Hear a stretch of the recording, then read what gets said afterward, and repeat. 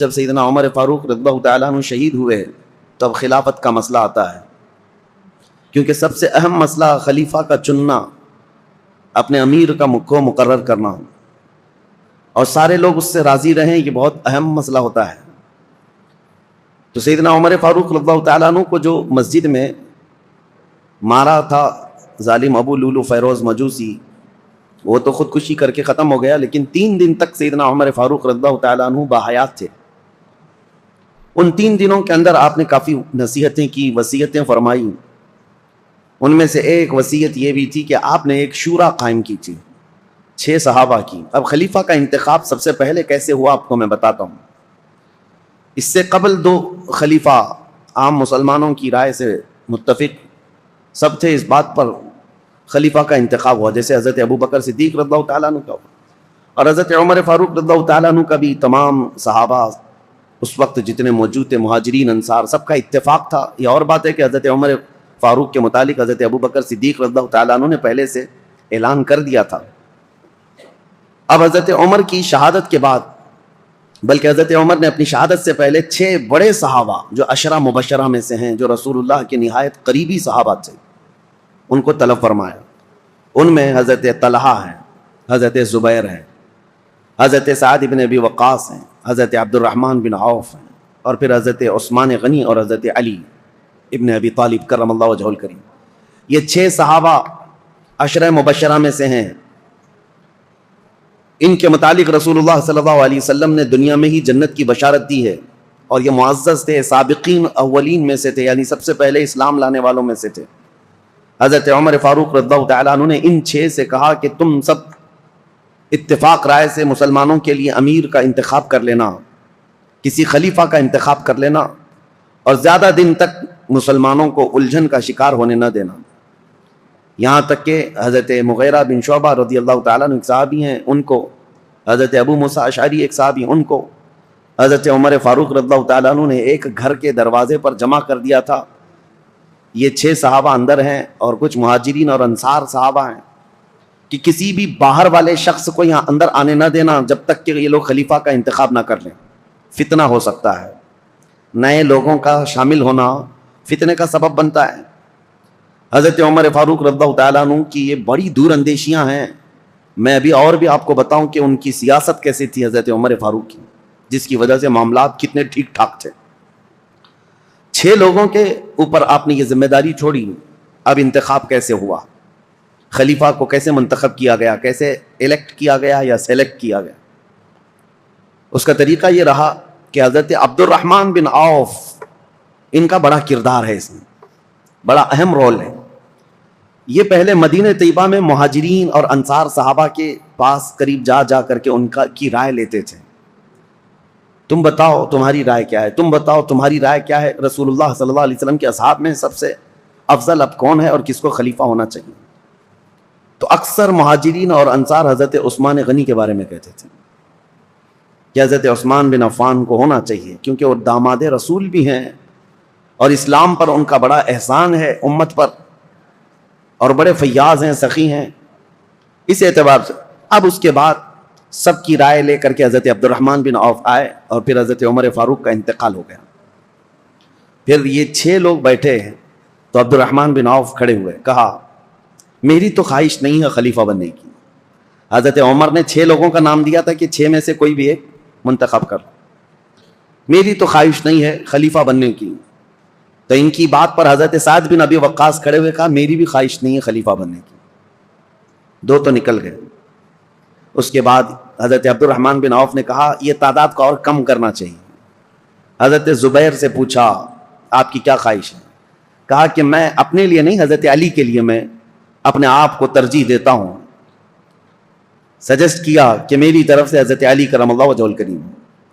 حضرت طلحہ سے پوچھا گیا آپ کی کیا رائے ہے؟ انہوں نے کہا میں اپنی جو خواہش ہے یا میرے خلیفہ بننے کی اگر کسی نے امید رکھا ہو تو میں یہ سارا قربان کرتا ہوں حضرت عثمان غنی کے ہاتھ پر۔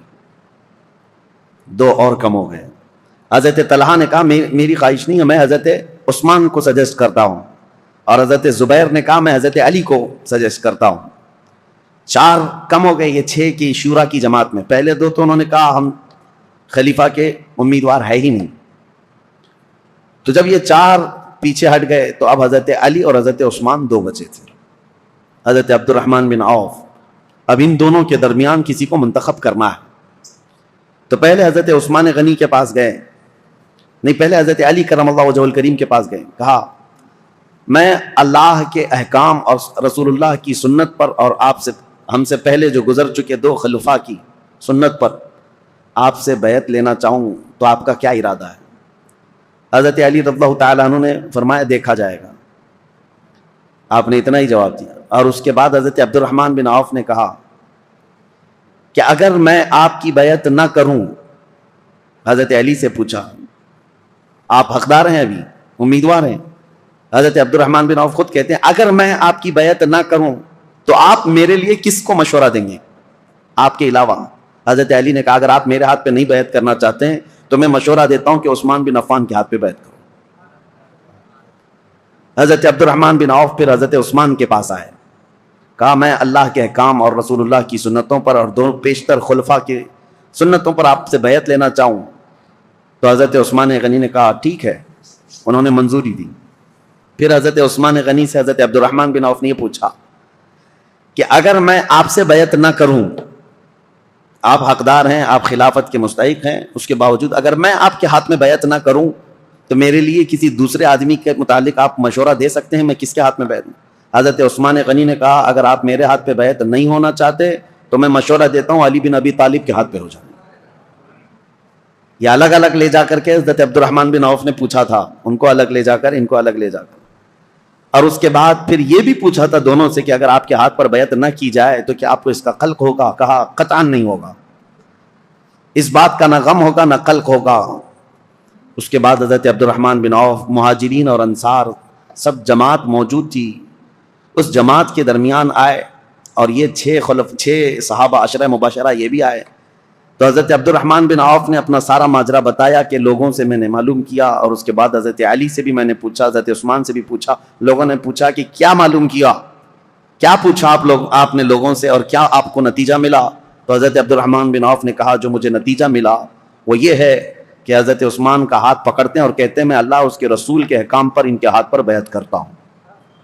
عبد الرحمن بن عوف رضی اللہ تعالیٰ عنہ کی بڑی عزت تھی، آپ نے جیسے ہی بیعت کیا سیکنڈ نمبر پر سب سے پہلے حضرت علی کرم اللہ وجہہ الکریم نے بیعت کیا، کہا کہ ہم حضرت عثمان ابن عفان کو خلیفہ برحق تسلیم کرتے ہیں، اور اس کے بعد جوق در جوق مہاجرین اور انصار صحابہ کے جتنے بھی جماعتیں تھی، طبقے تھے، سبوں نے حضرت عثمان غنی کے ہاتھ پر بیعت کر لیا، اور بالاتفاق صحابہ کا اجماع ہوا اس بات پر حضرت عثمان غنی کے ہاتھ پر سبوں نے بیعت کیا۔ لیکن ایک مسئلہ تھا، حضرت عثمان غنی رضی اللہ تعالیٰ عنہ خلیفہ تو مقرر ہو گئے، اس خلیفہ کے انتخاب میں تقریباً 15 سے 20 دن کا عرصہ گزر گیا۔ جب حضرت عثمان غنی رضی اللہ تعالیٰ عنہ تشریف لائے تو چونکہ آپ کی ولادت سے لے کر کے اب تک کے حالات اس سے قبل آپ نے سنا ہوگا، پھر مختصر میں آپ کو بتاؤں، مکہ مکرمہ میں شریف النفس تھے، طبیعت کے بڑے خلیق مزاج، اعلیٰ اخلاق کے تھے، شرم و حیا کے پیکر تھے، جہالت کے زمانے میں بھی کبھی آپ نے بتوں کی پوجا نہیں کی، نہ کبھی شراب نوشی کی، نہ کبھی جوا کھیلا، نہ کبھی گانا گایا۔ عربوں میں تو یہ سب چیزیں مشہور تھیں، اسلام لانے سے پہلے بھی آپ پاک باز تھے، عفت شعار تھے۔ حضرت عثمان خود کہتے ہیں کہ میں اسلام میں تیسرے نمبر پر داخل ہوا ہوں، اور حضرت ابوبکر صدیق رضی اللہ تعالیٰ عنہ کی تبلیغ پر تیسرے نمبر پر اسلام لانے والے حضرت عثمان غنی ہیں، اور عجیب اتفاق ہے کہ رسول اللہ کے بعد تیسرے نمبر پر خلیفہ بننے والے بھی عثمان ابن عفان، اسلام میں آنے میں بھی آپ کا تیسرا نمبر ہے، اور خلفائے راشدین میں بھی آپ کا تیسرا نمبر ہے۔ حضرت عثمان غنی رضی اللہ تعالیٰ عنہ حضور صلی اللہ تعالیٰ علیہ وسلم کے اصحاب الفیل کا جو واقعہ پیش ہے اس کے 7 سال بعد پیدا ہوئے تھے، 7 سال بعد، بعض حضرات نے کہا 6 سال بعد پیدا ہوئے، حضور صلی اللہ تعالیٰ وسلم کی بعثت کے 6 سال بعد پیدا ہوئے۔ اس اعتبار سے جب جوان ہوئے تو نبی پاک صلی اللہ تعالیٰ علیہ وسلم نے اپنی ایک بیٹی آپ کے نکاح میں دیا، حضرت ام کلثوم کو، اور ان کے انتقال کے بعد حضرت رقیہ کو، اور حضرت رقیہ کے انتقال کے بعد حضور صلی اللہ علیہ وسلم نے اپنی دوسری بیٹی حضرت ام کلثوم کو نکاح میں دیا۔ اور یہ حضرت عثمان غنی رضی اللہ تعالیٰ عنہ کے متعلق میرے آقا صلی اللہ علیہ وسلم کا فرمان علی شان ہے، انبیاء اکرام علیہ السلام میں حضرت لوط علیہ السلام کے بعد یہ پہلے ہیں جنہوں نے اپنی اہلیہ کے ساتھ اللہ کی طرف ہجرت کی، کیونکہ حضرت عثمان غنی حبشہ گئے تھے ہجرت کر کے. جو 70 صحابہ ہجرت کر کے گئے تھے مکہ سے، مدینے کی ہجرت سے پہلے ایک اور ہجرت ہوئی ہے، 70 کے قریب صحابہ، اور اس میں عورتیں بھی تھیں. اس میں حضرت عثمان غنی رضی اللہ تعالیٰ عنہ اور ان کی اہلیہ محترمہ حضور صلی اللہ علیہ وسلم کی زوجہ، حضور صلی اللہ علیہ وسلم کی بیٹی، یہ ہجرت کر کے حبشہ گئے تھے. اس پر ان کی بڑی فضیلت ہے. ان کو صاحب الہجرتین کہا جاتا ہے، 2 ہجرتوں والا، اور ذو النورین کہا جاتا ہے کہ 2 نور والا. اور حضور اکرم صلی اللہ تعالیٰ علیہ وسلم نے یہ بھی فرمایا، اب تک روئے زمین پر کوئی ایسا شخص نہیں جس کے عقد میں ایک نبی کی 2 بیٹیاں آئی سوائے عثمان بن عفان کے. حضرت عثمان غنی رضی اللہ تعالیٰ عنہ کے نکاح میں آئی، ایک کے انتقال کے بعد دوسری. اور نبی پاک صلی اللہ تعالیٰ علیہ وسلم یہ بھی فرماتے، اگر میری 100 بیٹیاں ہوتی ایک کے بعد دیگرے اگر انتقال کر جاتی تو سب میں عثمان کے نکاح میں دیتا. حضرت عثمان غنی کے متعلق میرے آقا یہ بھی فرماتے، یہ میرے دادا میرے جد امجد حضرت ابراہیم علیہ السلام سے ملتے جلتے ہیں. اور یہ بھی فرمایا کہ عادتوں میں خصلتوں میں حضرت عثمان کے متعلق میرے آقا فرماتے کہ یہ میری عادتوں سے بہت ملتے جلتے ہیں. تو یہ رہے ان کے فضائل، یہ رہے ان کے اوصاف، ان کے کمالات. بلکہ ان کی فضیلتوں میں سب سے بڑی بات یہ ہے، میرے آقا صلی اللہ تعالیٰ علیہ وسلم کی خود عادت کریمہ تھی. جب عثمان غنی حجرے میں آتے یا رسول اللہ کے پاس آتے، نبی پاک صلی اللہ تعالیٰ علیہ وسلم اپنے کپڑے سیدھے فرما لیتے. اگر پنڈلیوں تک بھی تہبند آ جاتی حضور کی تو آپ سیدھا کر لیتے. اور جب حضرت عثمان آتے تو حضور صلی اللہ تعالیٰ علیہ وسلم سیدھے ہو کر بیٹھ گئے یا اس طرح فرماتے. تو صحابہ حضرت عائشہ نے خود پوچھا تھا کہ عثمان کے آنے پر آپ اس طرح کیوں کرتے ہیں؟ میرے آقا صلی اللہ تعالیٰ علیہ وسلم فرماتے ہیں، کیا میں اس شخص سے حیا نہ کروں جس سے اللہ کے فرشتے بھی حیا کرتے ہیں؟ وہ حیا کے پیکر تھے حضرت عثمان غنی رضی اللہ تعالیٰ عنہ. یہ ان کی فضیلت کے لیے سب سے بڑی بات ہے کہ اللہ کے فرشتے جس سے حیا کرتے ہوں وہ عثمان بن عفان. اب خلافت کا دور شروع ہوا، لیکن ان کی قربانیاں بھی بہت ہیں. رسول اللہ صلی اللہ علیہ وسلم کے دور میں ان کے خلافت کا دور بیان کرنے سے پہلے یہ بات بھی ضروری ہے کہ ان کا جو احسان ہے وہ بھلایا نہیں جا سکتا. حضرت عثمان غنی کو اللہ تعالیٰ نے بے پناہ مال سے نوازا تھا.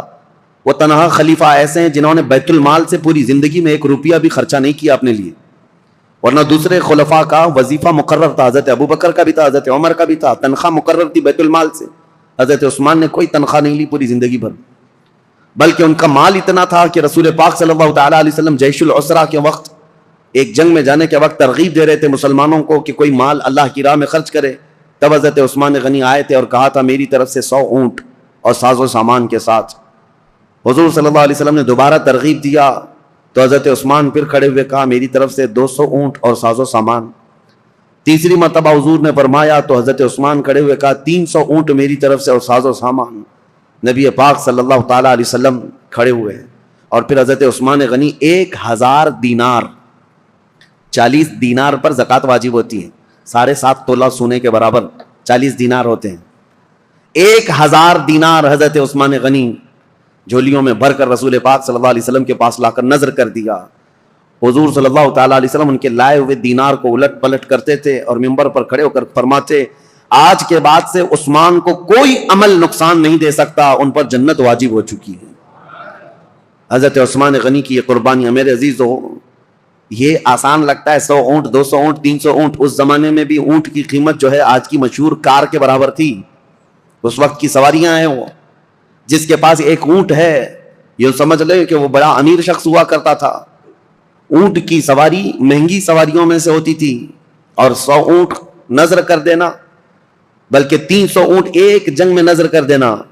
ایک تاریخ داں ہیں، مورخ ہیں، انہوں نے اس زمانے کے کیلکولیشن کے اعتبار سے اس وقت کی جو بھی اماؤنٹ انہوں نے دی تھی حضرت عثمان غنی نے، اس کو کمپیئر کر کے بتایا ہے کہ اس دور میں حضرت عثمان غنی کا دیا ہوا دان، دیا ہوا صدقہ، قیمت اور اس کی مالیت اگر کمپیئر کی جائے تو اس زمانے کے 1 ارب 20 کروڑ روپیہ بنتے ہیں. 116 کروڑ یا 120 کروڑ کے برابر وہ رقم ہوتی ہے جو آپ نے ایک بار میں دیا ہے. کون ہے جو اتنی خطیر اتنی بڑی رقم میرے مصطفیٰ کریم صلی اللہ علیہ وسلم کے ایک فرمان پر لا کر نظر کر دے؟ حضرت عثمان غنی رضی اللہ تعالیٰ عنہ یہ وہ شخص ہیں کہ جب مدینہ طیبہ میں تشریف لائے تو مسلمانوں کے لیے میٹھے پانی کا ایک ہی کنواں تھا، وہ یہودی کے قبضے میں تھا اور وہ پیسوں سے بیچتا تھا. حضرت عثمان غنی رضی اللہ تعالیٰ عنہ نے حضور صلی اللہ علیہ وسلم کے اس فرمان پر کہ کون ہے جو یہ کنواں مسلمانوں کے لیے خریدے تو اس کے لیے جنت واجب ہے, یہ جنت کی نہر اس کے لیے. اپنے مال خاص سے اس کنویں کو خریدا حضرت عثمان غنی نے, اور ہمیشہ کے لیے وقف کیا بیر روما. وہ کنواں آج بھی مدینے میں ہے اور پانی سے لبالب بھرا بھی ہے. مدینے والوں کے لیے پانی کا سب سے پہلے انتظام کرنے والے عثمان بن عفان ہیں. ان کے علاوہ مدینے کی تجارت کا جو سامان ہوا کرتا بازار میں, یہودی پورے مارکیٹ پر قبضہ کیے ہوئے رہتے تھے, باہر سے آتے تجارت کرتے اور پیسہ بہت زیادہ لے کر جاتے. حضرت عثمان غنی نے پورے بازار کو کیپچر کر لیا تھا. یہودی تجارت کے قافلے کو مدینہ آنے سے پہلے ہی روک لیتے تھے اور پورا مال خرید لیتے تھے, اور مدینہ طیبہ میں لا کر 10 گنا زیادہ قیمتوں پر وہ مال بیچتے تھے. حضرت عثمان غنی اس طرح تجارت کے قافلے خود ہی 2 منزلیں پہلے ہی جا کر کے پورا قافلہ خریدنے لگ گئے. خرید کر کے مدینے آتے اور یہودی پوچھتے عثمان یہ مال ہمارے ہاتھ بیچ دو. حضرت عثمان نے پوچھا ایک بار کتنا تم بڑھا کر کے دو گے؟ یہودیوں نے کہا کہ جتنے میں آپ خریدا ہے اس کا ڈبل لے لو. آپ نے کہا نہیں, اتنے کم فائدے میں نہیں بیچوں گا. یہودی نے کہا 2 گنا زیادہ, یعنی ٹرپل, 100 کا ہے تو 300 لے لو. حضرت عثمان نے کہا اتنا بھی نہیں. یہودی بڑھاتے گئے, کہا 5 گنا زیادہ میں دے دوں. حضرت عثمان نے کہا اتنے میں بھی نہیں بیچوں گا. یہاں تک کہ بات کرتے کرتے یہودیوں نے 10 گنا تک بڑھا دیا کہ اتنے میں مال بیچ دو, 100 میں خریدا ہے تو 1000 میں دے دو. اس سے زیادہ چیلنج کرتے ہیں ہم کہ تم سے یہ مال کوئی نہیں خرید سکے گا, نفع میں ہو بیچ دو. حضرت عثمان نے کہا نہ, مجھے اس سے زیادہ نفع چاہیے, اگر خرید سکتے ہو تو بتاؤ. یہودی عاجز آ گئے, 10 گنا زیادہ میں خریدنے پر بھی وہ نہیں دے رہے ہیں. دوسرے دن سب جب چلے گئے کہا کہ ہم نہیں خریدیں گے تمہارے مال کو. حضرت عثمان غنی مدینہ طیبہ میں ایک میدان میں پورا غلہ اناج اور قافلے کا تجارت کا سامان سب اتارتے ہیں. اہل مدینہ کو آواز دیتے ہیں جس کو جو ضرورت ہے, جتنی ضرورت ہے وہ اس مال سے لے جا سکتا ہے. انفاق فی سبیل اللہ, جتنوں کو ضرورت تھی سبوں نے مال لے لیا. یہودی آئے اور پوچھا کہ کیا عثمان تم نے مال بیچ دیا؟ کہا ہاں. کتنے نفع میں؟ کہا میرے رب کے ہاتھ میں 70 گنا زیادہ نفع میں بیچ دیا. کیونکہ اللہ تعالیٰ نے فرمایا ہے کہ جو اللہ رب العزت کی راہ میں ایک خرچ کرے اللہ تعالیٰ اس کو 70 گنا زیادہ عطا کرتا ہے. میں نے بہت بڑا سودا کیا جو تمہاری حیثیت نہیں ہے دینے کی. یہ عثمان ابن عفان ہیں. اب آئیں, یہ خصائل اور یہ اوصاف حمیدہ ان کے سنانے بہت ضروری تھے. اس کی وجہ کیا ہے کہ بعد میں آنے والے حالات اس پر آپ کی نظر ہونی چاہیے کہ حضرت عثمان غنی کا تذکرہ ہو رہا ہے تو ایک عام آدمی کا ذکر نہیں ہو رہا ہے. ان کے اپنے کمالات ہیں, ان کی خصلتیں ہیں, ان کی بہت ساری ان کی اسپیشلٹی, یہ سب چیزیں معلوم ہونی چاہیے. اب آگے چلتے ہم دور عثمانی پر. حضرت عثمان غنی رضی اللہ تعالیٰ عنہ جیسے ہی خلافت کے منبر پر کھڑے ہوئے, آپ کے لیے بڑے چیلنجز تھے. پہلا خطبہ آپ نے جو دیا وہ خطبہ یہ تھا کہ آپ نے اللہ اس کے رسول کے احکامات کی تعلیم اور تلقین کی, اور اللہ سے ڈرایا لوگوں کو, اس کے بعد بول نہ سکے. کپ کپی آئی جسم میں اور کہا کہ اے لوگوں, کسی بھی آدمی کے لیے پہلی مرتبہ گھوڑے پر سوار ہونا بہت مشکل ہوتا ہے. پہلی مرتبہ گھوڑے پر سوار ہونا بہت مشکل ہوتا ہے اور وہ سواری نہیں کر پاتا. مجھے تم سبوں نے اس خلافت کے بوجھ پر یا خلافت کے تخت پر سوار کر دیا ہے. اور رہی بات خطبہ دینے کی, میرے پورے خاندان میں کوئی خطیب نہیں ہے. جیسی جیسی ذمہ داریاں آئیں گی میں خطبہ دے دوں گا. آج کے لیے اتنا ہی کافی ہے. اللہ کے فرائض پر عمل کرو, رسول اللہ کی سنتوں پر چلو. یہ کہہ کر کے آپ اتر آئے. اب دیکھیں چیلنجز کیا کیا تھے آپ کے زمانے میں جن سے آپ کو فیس کرنا تھا. سب سے پہلا دن تھا خلافت کا, تبھی آپ کے متعلق یہ بات آئی کہ حضرت عمر کے ایک بیٹے تھے عبید اللہ. حضرت عمر ابن خطاب فاروق اعظم کے بیٹے عبید اللہ. ہوا یہ تھا کہ حضرت عمر کو جس نے شہید کیا وہ ابو لولو فیروز مجوسی, وہ تو خود تلوار سے اپنے آپ کو مار کر مر گیا, خودکشی کیا. لیکن حضرت عبید اللہ کو یہ شک تھا کہ اس کے ساتھ اور بھی لوگ تھے, تو 2 لوگوں کو انہوں نے پکڑ لیا جو 2 باہر سے آئے ہوئے تھے, اور اس شک میں حضرت عبید اللہ نے وہ دونوں کو بھی قتل کر ڈالا کہ میرے باپ کے قاتل ہیں یہ. حضرت عمر کے قتل میں منصوبوں میں یہ شریک تھے, کیونکہ اس دن فجر کی نماز کی پہلی صف میں وہ 2 لوگ بھی موجود تھے. حضرت عبید اللہ نے قتل کر دیا دونوں. لیکن یہ مقدمہ حضرت عثمان کے پاس آیا کہ عبید اللہ نے جن کو قتل کیا وہ صرف شک کی بنیاد پر, حضرت عمر کے وہ قاتل نہیں ہیں. اب وہ دونوں کے خاندان کے لوگ بھی موجود تھے. سبوں نے کہا ان کا حضرت عمر کے قتل سے کوئی لینا دینا نہیں, لیکن ان کو عمر بن خطاب کے بیٹے نے قتل کر دیا ہے. حضرت عثمان نے ان کو طلب کیا عبید اللہ کو. وہ حضرت عبید اللہ کو کھڑا کیا کہ آپ فیصلہ کیا کرنا ہے. صحابہ اکرام سے آپ مشورہ لیتے رہے کہ ان کے متعلق کیا کیا جائے. انہوں نے 2 لوگوں کا قتل کیا ہے. تو صحابہ نے کہا قتل کا قصاص قتل ہے, قصاص لینا ہوگا. 2 کو انہوں نے مارا ہے, بدلے میں ان کو جان دینی پڑے گی. حضرت عثمان غنی نے کہا دیکھو وہ دونوں خاندان کے لوگ جن کے 2 مرد تم نے قتل کیے, اس کے بدلے میں اب تمہارا قتل ہوگا.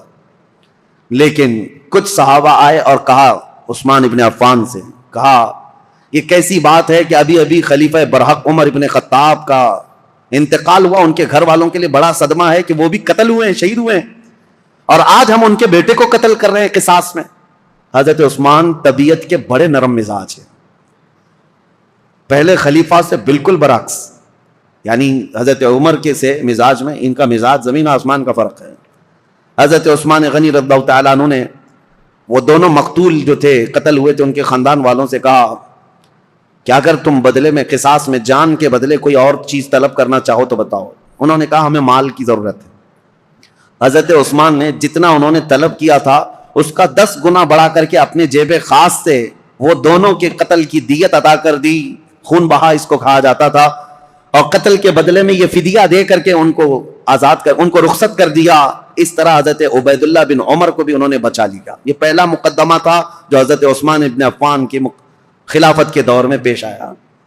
لیکن اس مقدمے کا چرچا سب جگہ پھیلا کہ آپ کا یہ عدل تھا کہ حضرت عثمان غنی رضی اللہ تعالیٰ عنہ نے مقتولین کے گھر بھی بھاری بھرکم معاوضہ پہنچایا اور حضرت عمر ابن خطاب کے گھرانے کو بھی بچا لیا. یہ حالات زیادہ دن تک نہیں چلے. بہرحال اب مجھے یہ بتانا ضروری ہے کہ حضرت عثمان ابن عفان رضی اللہ تعالیٰ عنہ طبیعت کے نرم مزاج تھے. جب آپ خلافت پر بیٹھے تھے اس وقت تو آپ کی عمر 70 سال کے قریب تھی. حضرت عثمان غنی رضی اللہ تعالیٰ عنہ 70 سے اوپر تھی. 70 سال کی عمر کے بعد آپ کو خلافت پر فائز کیا گیا ہے. آپ نے اپنے دور میں جو فوجیں بھیجی اور بہت سارے جو ممالک اسلامیہ یعنی دوسرے ممالک جو اسلام میں آئے ان کی بھی ایک لمبی فہرست ہے. پہلا تو یہ ہے کہ حضرت عثمان ابن عفان رضی اللہ تعالیٰ عنہ کے دور میں اسپین جو اس زمانے میں اندلس کہا جاتا تھا, آج کا اسپین, یہ حضرت عثمان غنی کے دور میں فتح ہوا. اور اسلامی فوجوں میں سب سے پہلے فوجیں پہلے میدان میں اتر کر کے لڑتی تھیں. لمبا لمبا سفر کیا ہے صحابہ نے. امیر معاویہ رضی اللہ تعالیٰ عنہ جو ملک شام کے گورنر تھے, حضرت عمر کے زمانے سے چل رہے تھے, حضرت امیر معاویہ وہ ملک شام دمشق کے والی تھے, گورنر تھے. ان کی ایک خواہش تھی کہ قبرص جو آج ترکی کا حصہ ہے, سائپرس جس کو کہتے ہیں یا قبرص, یہ وہی علاقے ہیں. اب یہ یورپ کی سرزمین پر آتے, یہاں تک جانے کے لیے سمندر کا سفر کر کے ہی جانا پڑتا, خشکی سے نہیں. تو حضرت امیر معاویہ کی خواہش رہتی تھی کہ سمندر کا راستہ طے کر کے ہم جائیں گے, قبرص فتح کریں گے, وہاں زرخیزی بہت ہے, ہریالیاں بہت ہیں, بہت خوشگوار جگہ ہے. حضرت عمر فاروق رضی اللہ تعالیٰ عنہ نے صحابہ کو بلایا اور پوچھا کہ کشتی کا سفر کیسا ہوگا. اس وقت تک صحابہ سمندر کی کشتی کا سفر کر کے لمبا فاصلہ طے کر کے کہیں گئے نہیں جنگ کے لیے. تو حضرت عمر نے جب یہ مشورہ لیا تو جس صحابی نے کشتی کی پوری ڈیٹیل بتائی وہ ایسی تھی کہ ایک بہت بڑا جانور ہے, کشتی کے بارے میں ایک بہت بڑا جانور ہے اور اس پر بیٹھنے والے کیڑوں کی طرح ہے, اور یہ لکڑا اگر پلٹ گیا تو سب غرق ہو جائیں گے, اور چلتا رہا تو سب لوگ چمکتے رہیں گے. اس طرح کشتی کے بارے میں انہوں نے بتایا. کشتی کا سفر فائدہ کم ہے, نقصان بہت زیادہ ہے.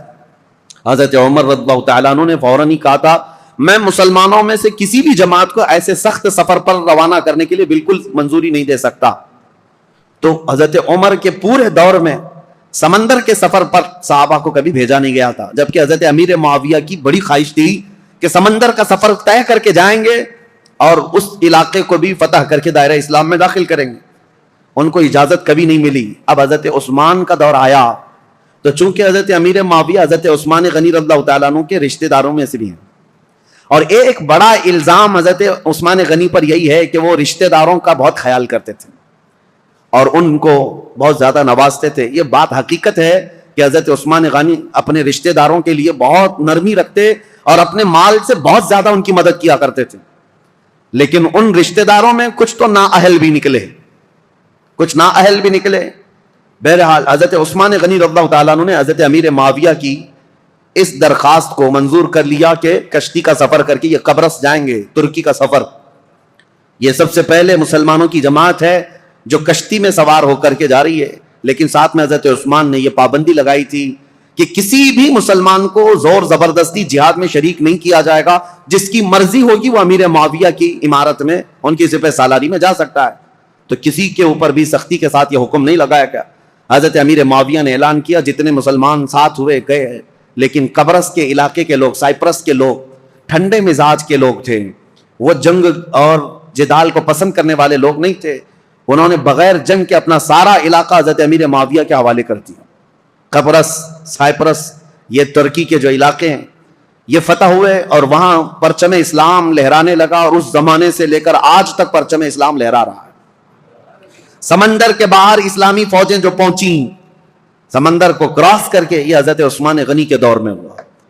اب یہاں سے قبرص پر جیسے ہی مسلمان آئے، اس کے بعد پھر کوئی علاقہ بچا نہیں، وہاں سے تبرستان، پھر اس کے بعد جرجان، رشیا میں پہنچ گئے۔ رشیا کے وہ علاقے جو آج ازبکستان وغیرہ کہے جاتے ہیں، اس زمانے میں یہ سمرقند، بخارا، نیشاپور کے نام سے تھے۔ اب مسلمان فوجیں وہاں تک بھی پہنچ گئیں، سمرقند، بخارا، نیشاپور، یہ سب علاقے فتح ہوتے ہوتے رشیا جو آج کے دور کا رشیا ہے، اس کے بیچوں بیچ مسلمان پہنچ چکے تھے دور عثمان ابن عفان میں۔ میرے عزیزو، مجھے عجیب حیرت ہوتی ہے پڑھ کر کے، مسلمانوں کی کوئی سرحد نہیں تھی، وہ نکلتے چلے جاتے تھے، صحراؤں کو عبور کیا، جنگلوں کو پار کیا، سمندروں کو، سب چیزیں انہوں نے پھلانگ دیں اور اسلام کو کہاں سے کہاں لے آئے۔ ایک خطہ یہ تھا جو یورپ کی سرزمین پر گئے، ایک خطہ ایشیا کوچک یا پھر رشیا کی طرف جس کو کہیں، اس طرف نکلا صحابہ کا۔ اب تیسرا ایک طبقہ ہے صحابہ کا جو بہت اہم کردار ادا کیا حضرت عثمان غنی کے زمانے میں۔ حضرت عثمان ابن عفان رضی اللہ تعالیٰ عنہ کے زمانے میں ایک صحابی حضرت عبداللہ بن عبید، ان کو سپہ سالاری تھی، اور یہ اپنی جماعت لے کر کے سب سے پہلے سارے علاقے پھلانتے ہوئے، عبداللہ بن ابی سرح جو مصر میں آئے تھے، یہاں سے انہوں نے سب سے پہلے جو داخلہ کیا وہ افریقہ کے جنگلات میں، اور بربر قوم کے سامنے اسلام کو لے کر پہنچ گئے۔ اب وہ تاریخ اگر میں آپ کو بتاؤں، بربر قوم کون ہے؟ بربر یہ لفظ ہی مشہور ہو گیا، جب کبھی کوئی بہت زیادہ سختی کرتا ہے تو اس کو کہتے ہیں ظلم و بربریت۔ ظلم اور بربریت یہ لفظ جو ہے نا مترادف ہے، ہم معنی ہے، ایک ہی معنی کا ہے۔ یہ جنگلوں میں رہنے والی ایک ایسی قوم جو کپڑے بھی نہیں پہنتی تھی، اور انسان خور، آدم خور، انسانوں کا گوشت بھی کھا جانے والی قوم، اور ان کی زبان نہیں، نہ ادھر کبھی انسانوں میں ان کا آنا جانا ہے، وہ جنگلات میں رہنے والی قوم، اور ذرا برابر ان کے دل میں رحم نہیں، جس چیز کو دیکھیں مار ڈالیں، بہت سختی کے ساتھ مار ڈالیں، اور نہ ہی کوئی تہذیب، کوئی سلیقہ، نہ کوئی اخلاق، عام سی زندگی گزارتے، جانوروں کی طرح رہتے، بلکہ ان کے ہاں مردوں اور عورتوں کا اختلاط ایسے ہی ہوتا تھا جیسے جانوروں کا ہوتا ہے۔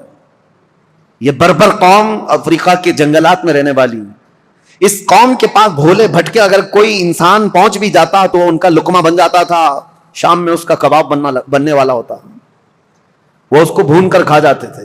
اس سخت ترین قوم کے پاس جانا ایک بہت بڑا چیلنج تھا۔ رسول پاک صلی اللہ تعالی علیہ وسلم کے عظیم ترین صحابہ جو چٹانوں کے پاس بھی جمے رہ گئے، سمندروں کو بھی انہوں نے پھلانگ دیا، وہ انسانوں کی ایک جماعت سے کیسے پیچھے ہٹتے، وہاں پر بھی پہنچ گئے، افریقہ کی اس بربر قوم کے پاس پہنچے۔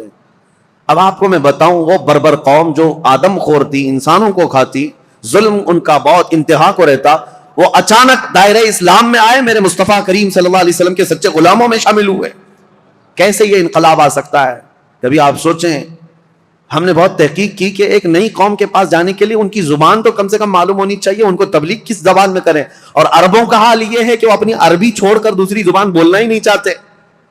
آج تک آپ جا کر کے دیکھیں، انگلش میں بولنے کو وہ عیب سمجھتے ہیں، آتی ہے انگلش سمجھتے ہیں لیکن انگلش بولنا نہیں چاہتے، کہتے ہیں نہیں ہماری زبان عربی ہے، باقی سب گونگے ہیں۔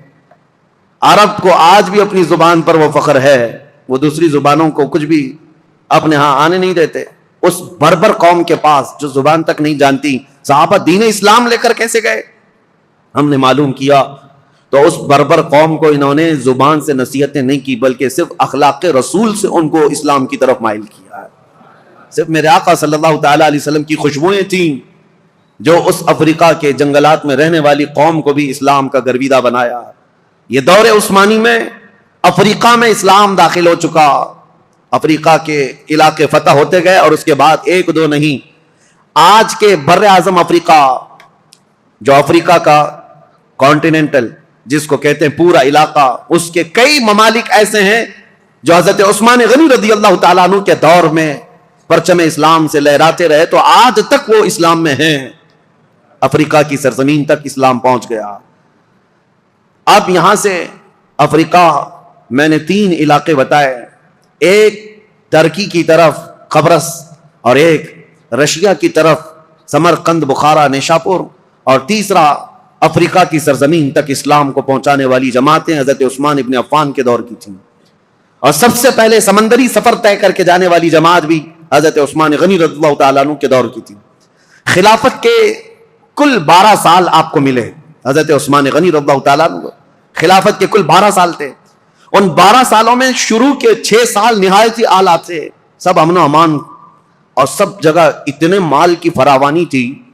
حضرت عثمان غنی کا دور اتنا خوشحال تھا کہ جو مال غنیمت ملتا حضرت عثمان غنی جو اس میں تقسیم کرتے تو ایک ایک آدمی کو اس زمانے میں 1-1 لاکھ درہم ملتے تھے. 1-1 لاکھ درہم، جس کی وجہ سے کچھ لوگوں میں نکما پن آ گیا. جب مال زیادہ آتا ہے تو کام کرنے کی اور کمانے کی عادت چھوٹنے لگتی ہے. پیسہ زیادہ آ گیا تو اب کیا کریں گے؟ عیش کریں گے. تو کچھ نوجوانوں کے اندر یہ خرابی آنے لگ گئی تھی. وہ گلیل لیتے تھے، کبوتروں کو مارتے ہیں اور کبوتر بازی کرنے لگتے، اڑاتے رہتے تھے.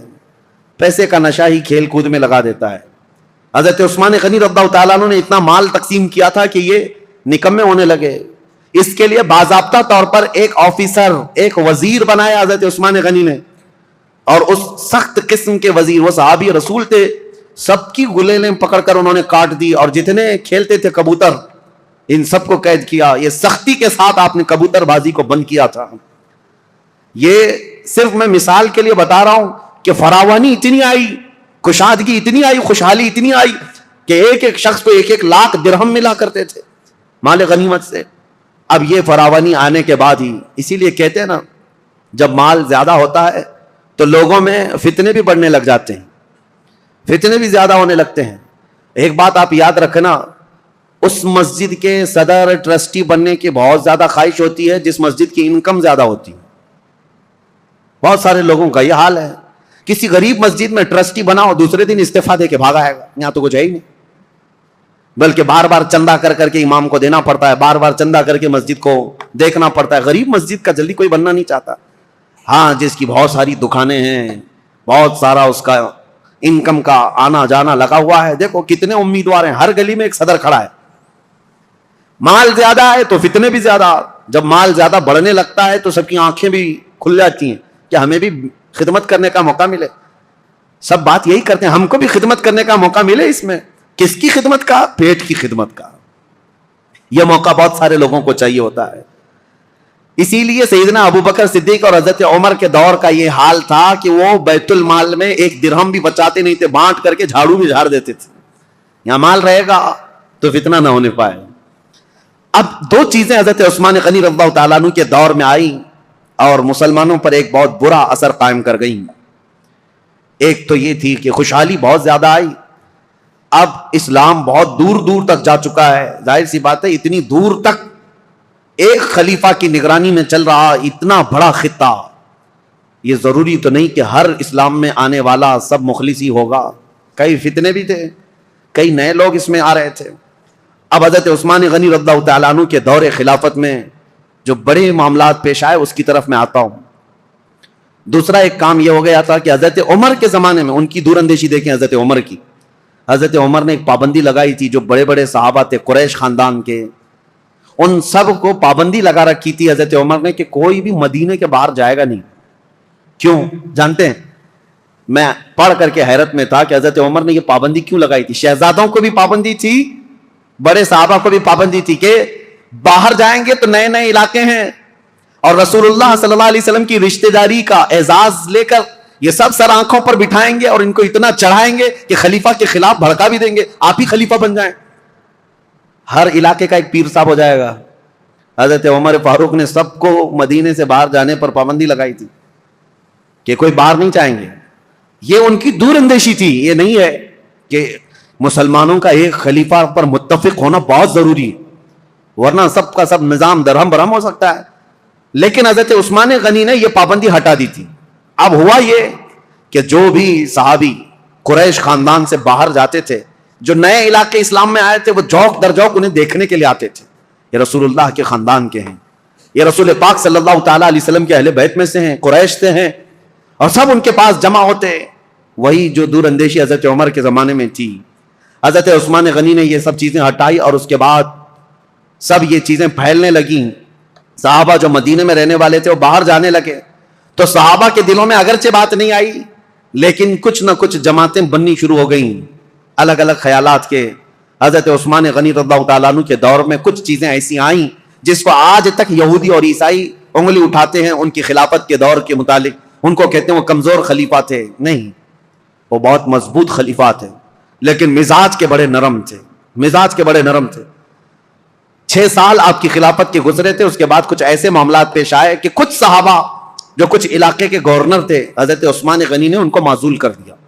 جیسے حضرت ابو ذر غفاری ملک شام میں کچھ علاقے کے گورنر تھے, آپ نے خط لکھ کر ان کو معزول کر دیا. حضرت عبداللہ بن مسعود بڑے صحابی ہیں, فقیہ صحابی, ان کو حضرت عثمان غنی نے معزول کر دیا. اور ان کے علاوہ حضرت ابو موسیٰ اشعری, حضرت مغیرہ بن شعبہ کوفہ کے والی تھے, ان کو آپ نے وہاں سے معزول کر دیا. یہ کبار صحابہ, بڑے بڑے صحابہ تھے. حضرت عثمان غنی نے جیسے ان کو معزول کیا, لوگوں میں ایک الگ سی بات پھیلنے لگ گئی. حضرت عثمان غنی کے متعلق لوگوں میں یہ توہمات پھیلنے لگ گئے کہ کبار صحابہ, کابر صحابہ کو انہوں نے ہٹا دیا. اور اتفاق ایسا تھا, ان صحابہ کی جگہ پر جن کو نیا گورنر بنایا گیا تھا وہ کہیں نہ کہیں سے حضرت عثمان غنی کے رشتہ دار ہو جاتے. تو یہ الزام آپ کے اوپر تھا کہ آپ نے اکابر صحابہ کو ہٹا کر اپنے گھر والوں کو سب جگہ بٹھایا, حالانکہ یہ الزام نہایت غلط ہے. حضرت عثمان غنی نے جس کو بٹھایا اس جگہ کا جو اہل تھا یا لائق تھا اسی کو بٹھایا. اور کئی لوگوں کو جو آپ نے, عبداللہ بن ابی سرح, حضرت عمرو بن عاص جنہوں نے پورا مصر فتح کیا ہے, ان کو بھی معزول کر دیا تھا حضرت عثمان نے. یہ سوال آپ سے کیا بھی گیا ہے کہ اتنے بڑے بڑے جگہوں پر آپ نے معزول کر دیا, حالات بدل جائیں گے, کیا ہوگا؟ ہر ایک کا جواب تھا, ہر ایک کا جواب تھا. اگر میں بتاؤں, حضرت مغیرہ بن شعبہ جو کوفہ کے گورنر تھے, ان کو اس لیے ہٹایا کہ حضرت عمر نے انتقال سے پہلے ہی وصیت کر دیا تھا کہ میرے بعد جو آئے مغیرہ بن شعبہ کو کوفہ کے گورنر سے برخاست کر دیا جائے. وہ حضرت عمر کی وصیت تھی. اور حضرت عبداللہ بن مسعود نہایت عمر دراز ہو چکے تھے, بوڑھے ہو چکے تھے, تو حضرت عثمان نے ان کے بڑھاپے کی وجہ سے کہ کام کاج میں دقت آئے گی معزول کیا. حضرت ابو ذر غفاری ایک ایسے صحابی ہیں کہ ان کا تو حال ایسا تھا کہ وہ کمانے ہی کے لیے کسی کو نہیں کہتے تھے, مال جمع کرنے کے قائل ہی نہیں تھے, اور بار بار لوگوں میں واز یہی کرتے تھے, جو بھی مال کماتا اس کی وعید میں لمبا آواز کرتے, بیان کرتے. حضرت امیر معاویہ ملک شام میں تھے, وہاں سے خط لکھا حضرت عثمان غنی کو کہ یہ ابو ذر غفاری جتنے بھی خطبے دیتے ہیں, واز کرتے ہیں, اس سے تو کوئی آدمی کمانے جانا ہی نہیں چاہتا ہے. اتنی مذمت کرتے ہیں اور خود کچھ بھی نہیں لیتے, پابند لگے کپڑے اس میں کانٹے لگا کر پہنتے ہیں, نہایت سادگی والے تھے, دنیا چاہیے ہی نہیں تھی. تو حضرت امیر معاویہ نے کہا لوگ اگر نہ کمائیں اور اس طرح اپنے معاش کی طرف فکر نہ کریں تو ہم دولت اسلام کو کیسے چلائیں, سلطنت اسلام کو. حضرت امیر معاویہ کا خط آیا تو حضرت عثمان غنی نے حضرت ابو ذر غفاری کو, جس علاقے کے وہ گورنر تھے, معزول کر کے کہا آپ میرے پاس مدینے آ جائیں, میرے ساتھ رہیے. آپ ایسا نہیں ہے کہ ان کو دشمنی میں معزول کیا, اور حضرت ابو ذر غفاری کو معزول کر کے اپنے پاس بلایا تو ایسا نہیں ہے کہ ان کے ساتھ بدسلوکی کی گئی, بلکہ حضرت ابو ذر غفاری کو حضرت عثمان نے کہا جب تک آپ مدینے میں رہیں گے آپ کی کفالت میرے ذمہ ہے, جتنا خرچہ جو کچھ بھی لگتا رہے گا وہ آپ میرے سے لیں گے. وہ حضرت ابو ذر غفاری کھڑے ہوئے کہا یہ بندہ کسی کا محتاج نہیں ہے, نہ حضرت عثمان غنی سے 1 روپیہ لیا, 1 سکہ لیا, کچھ نہیں. مدینے کے باہر ربضہ ایک علاقہ تھا, ویران جگہ تھی, وہاں کوئی نہیں رہتا تھا, تنہا پوری زندگی وہاں پر آپ نے بسر کر لی. ان کی بیوی ساتھ تھی, روایت میں موجود ہے جب ان کا انتقال ہوا تو ان کی بیوی چوراہے پر آ کر کھڑے ہو کر اعلان کرتی تھی کہ کوئی آ جائے, میرے شوہر کا انتقال ہوا, جنازہ اٹھانا ہے. جنازہ اٹھانے کے لیے وہ اعلان کرتی رہی. اس طرح کی زندگی گزار کر چلے گئے حضرت ابو ذر غفاری. تو وہ تو نہایت سادہ مزاج تھے. حضرت عثمان غنی نے ان کو اگر گورنری سے معزول کیا تھا تو صرف اس لیے، باقی ان کو کوئی اس طرح کی بدسلوکی کرنا یا ان کے ساتھ برا سلوک کرنا قطعاً مقصد نہیں تھا. اور کچھ صحابہ کے بعد حضرت عمرو بن عاص، یہ مصر کے فاتح ہیں، مصر فتح کرنے والے، ان کو کیوں آپ نے معزول کیا؟ اس کی وجہ یہ ہے کہ مصر کی آمدنی اچھی خاصی تھی، حضرت عمرو بن عاص اس پر توجہ نہیں دیتے تھے. حضرت عثمان غنی نے لکھ کر کے بھیجا کہ مصر کی آمدنی بڑھتی جا رہی ہے، آپ اس میں اضافہ کریں. حضرت عمرو بن عاص اس پر توجہ نہیں دیتے، تو آپ نے ان کو ہٹایا. عبداللہ بن ابی سرح ایک دوسرے وہاں پر صحابی تھے، ان کو مصر کی گورنری دی. اور حالانکہ دو علاقوں میں رہنے کی وجہ سے عمرو بن عاص اور عبداللہ بن ابی سرح کے درمیان کچھ نہ کچھ باتیں چلتی رہتی تھی. لوگ یہ کہتے تھے کہ دونوں کی بنتی نہیں، کچھ معاملات رہے ہوں گے. تو عبداللہ بن ابی سرح کو حضرت عثمان غنی نے مصر کا والی گورنر بنایا. انہوں نے ایک سال میں پورے مصر کی آمدنی کو ڈبل کر کے دکھایا. تو حضرت عثمان غنی کا فیصلہ برحق تھا. اس میں کسی کے بھی ساتھ حضرت عثمان غنی نے ناانصافی نہیں کی. لیکن دشمنان اسلام یہ لسٹ لے کر کے گھومتے ہیں کہ یہ بڑے بڑے صحابہ کو انہوں نے معزول کر دیا اور ان کی جگہ پر اپنے رشتہ داروں کو بٹھایا. حالانکہ عبداللہ بن ابی سرح جن کو گورنر بنایا تھا مصر کا، یہ حضرت عثمان غنی کا رشتہ دار تھے، لیکن چند سال نہیں گزرے ہوں گے حضرت عثمان نے ان کو بھی گورنری سے ہٹایا. یہ معاملات پیش آتے رہے. اب ایک فتنہ جنم لیتا ہے. اب میں آپ کو بتاؤں تاریخ کی وہ سچائیاں، بلکہ وہ کڑوی حقیقت جس سے آج تک پوری دنیا جوجھ رہی ہے مسلمانوں کی. آج تک پوری کائنات میں جتنے بھی مسلمان ہیں، یہ فرقے جو پیدا ہوئے، اس کی بنیاد کہاں سے شروع ہوئی؟ کس نے یہ بیج بویا تھا مسلمانوں کے بیچ؟ یہ فرقے کیسے پیدا ہو گئے؟ اتنی جماعتیں کیسے ہو گئی؟ یہ تاریخ آج سننا آپ کے لیے بہت ضروری ہے. حضرت عثمان غنی کے دور میں جو لوگ اسلام میں آئے تھے، میں یہ کہہ رہا ہوں کہ یہ ضروری نہیں کہ سب کے سب مخلص اخلاص کے ساتھ آئے ہوں. کچھ تو ایسے ہی در پردہ تھے، منافقین بھی تھے. جب رسول اللہ کے زمانے میں تھے تو ان کے زمانے میں کیوں نہیں؟ ایک شخص ایسا ہے ایران کا رہنے والا، ایرانی لوگوں کو اس زمانے میں سخت خلش تھی عربوں سے. میں نے بتایا عربوں کی دشمنی تھی ان کے ساتھ. جب کسرا کی حکومت چلتی تھی تو ایرانیوں کی عربوں سے نہیں جمتی تھی، برسوں کی دشمنی ہے. عرب کا کوئی شخص ایران میں آ بھی جاتا تو اس کے کندھے کاٹ جاتے تھے. یہ بادشاہ ایک کا نام ہی ذوالاکتاف تھا جو کندھے کاٹنے میں مشہور تھا عربوں کے. اور ایرانی اگر عربوں کے پاس آتے تو ایسا نہیں ہے کہ عرب انہیں چھوڑ دیتے تھے، عرب بھی جو ہے ان کے ساتھ بھرپور مقابلہ کرتے تھے. تو یہ دشمنی کے بعد جب اسلام آ گیا تو ظاہر سی بات ہے ایران میں اب مسلمان تھے، لیکن وہ عربوں کی حکومت کے نیچے تھے. حکومت کون کر رہا تھا ان کے اوپر؟ عرب کر رہے تھے. اور اسی ایران کے رہنے والے ایک باشندے کی بات تاریخ میں نے اس سے قبل بھی بیان کیا، لیکن آج بھی نوجوانوں بہت توجہ سے سننا اور تاریخ کا یہ نام ہمیشہ یاد رکھ لینا. عبداللہ بن سبا، ایک یہودی شخص، یہودی بھی اسلام میں آئے ہیں، عیسائی بھی آئے. یہودی تھا، یہ اسلام لایا. عبداللہ بن سبا، یاد رکھو عبداللہ بن سبا، یہ اسلام لایا. اور اسلام لانے کے بعد یہ مسلمانوں کی جماعت میں آیا، لیکن پکا مسلمان نہیں تھا، یہ یہودی ہی تھا. اس نے دیکھا کہ ان عربوں کی حکومت پوری دنیا میں پھیلتی جا رہی ہے. انہوں نے ایران کو فتح کر لیا، شام کو فتح کر لیا، روم کو فتح کر لیا. دل کے اندر جو کڑن تھی اور اس کا بدلہ لینے کے لیے ہمیشہ اس بات کے اندر انتظار میں رہتا تھا کہ کوئی کمی ان کی نظر آ جائے جس کو لے کر کے مسلمانوں میں ہم جماعتیں بنا دیں. تو عبداللہ بن سبا یہ وہ پہلا شخص ہے جو اسلام میں فتنہ انگیزی شروع کرنے کے لیے کیا کیا؟ حضرت عثمان غنی کی کمیاں گنانا شروع کیا جماعتوں میں جا کر کے. اس کی فتنہ انگیزیاں جب بصرہ میں پہنچی، بصرہ ایک شہر ہے عراق کا، تو حضرت مغیرہ بن شعبہ وہاں پر موجود تھے. تو انہوں نے اس کو شہر بدر کر دیا، وہاں سے نکال کر بھیج دیا. وہ کوفہ آیا، کوفہ کے جو والی تھے ان کو بھی سعید بن عاص، ان کو جب خبر ملی تو کوفہ سے بھی اس کو بھگا دیا گیا. عبداللہ بن سبا اب مصر پہنچا. مصر آنے کے بعد مصر کے نئے جو لوگ اسلام میں آئے تھے ان کے دلوں میں یہ بات ڈالنا شروع کیا کہ عثمان جو ہے ایک کمزور خلیفہ ہیں اور صرف رشتہ داروں کا خیال کرتے ہیں. اپنے رشتہ داروں کے لیے وہ بہت زیادہ پیسہ بھی دے دیتے ہیں، نذرانے بھی دیتے ہیں. جبکہ حضرت عثمان غنی اپنے رشتہ داروں کو جو مال دیتے تھے وہ بیت المال سے نہیں، وہ اپنے جیب خاص سے دیتے تھے. ان کا مال ہی اتنا تھا، وہ دیتے تھے، نوازتے تھے. اب میں آپ کو بتاؤں عبداللہ بن سبا کا یہ فتنہ اثر کرنے لگ گیا لوگوں میں، مسلمانوں میں یہ بات آنے لگ گئی اپنے خلیفہ کے متعلق. اب انقلاب نام سے کچھ نعرے شروع ہو گئے. کہاں پر؟ کوفہ میں انقلاب کے نام سے نعرے شروع ہوئے. حضرت سعید بن عاص ایک صحابی ہیں, وہ کوفہ کے گورنر تھے, انہوں نے دیکھا یہ کوفہ میں کیا ہو رہا ہے, لوگ روزانہ جیسے ہی پلے کارڈ لے کر کے اتر جاتے ہیں. اس زمانے میں وہ احتجاج کرتے رہتے تھے کہ ہم کو ایک نئی چیز چاہیے, تبدیلی چاہیے, انقلاب چاہیے. تو سعید بن عاص نے حضرت عثمان کو یہ لکھ کر بھیجا, کوفہ والے شاید مجھے پسند نہیں کرتے, یہ ابو موسیٰ اشعری کو پسند کرتے ہیں. تو حضرت عثمان غنی نے ان کو معزول کر دیا, سعید بن عاص کو کہا کہ تم اتر جاؤ, کوفہ والوں کی پسند کے مطابق ابو موسیٰ اشعری کو گورنر بناؤ. گورنر تو بنایا, لیکن کوفہ والوں کی وہ خواہش نہیں تھی. ابو موسیٰ اشعری بھی گورنر بنے, لیکن فتنہ ٹھنڈا نہیں ہوا.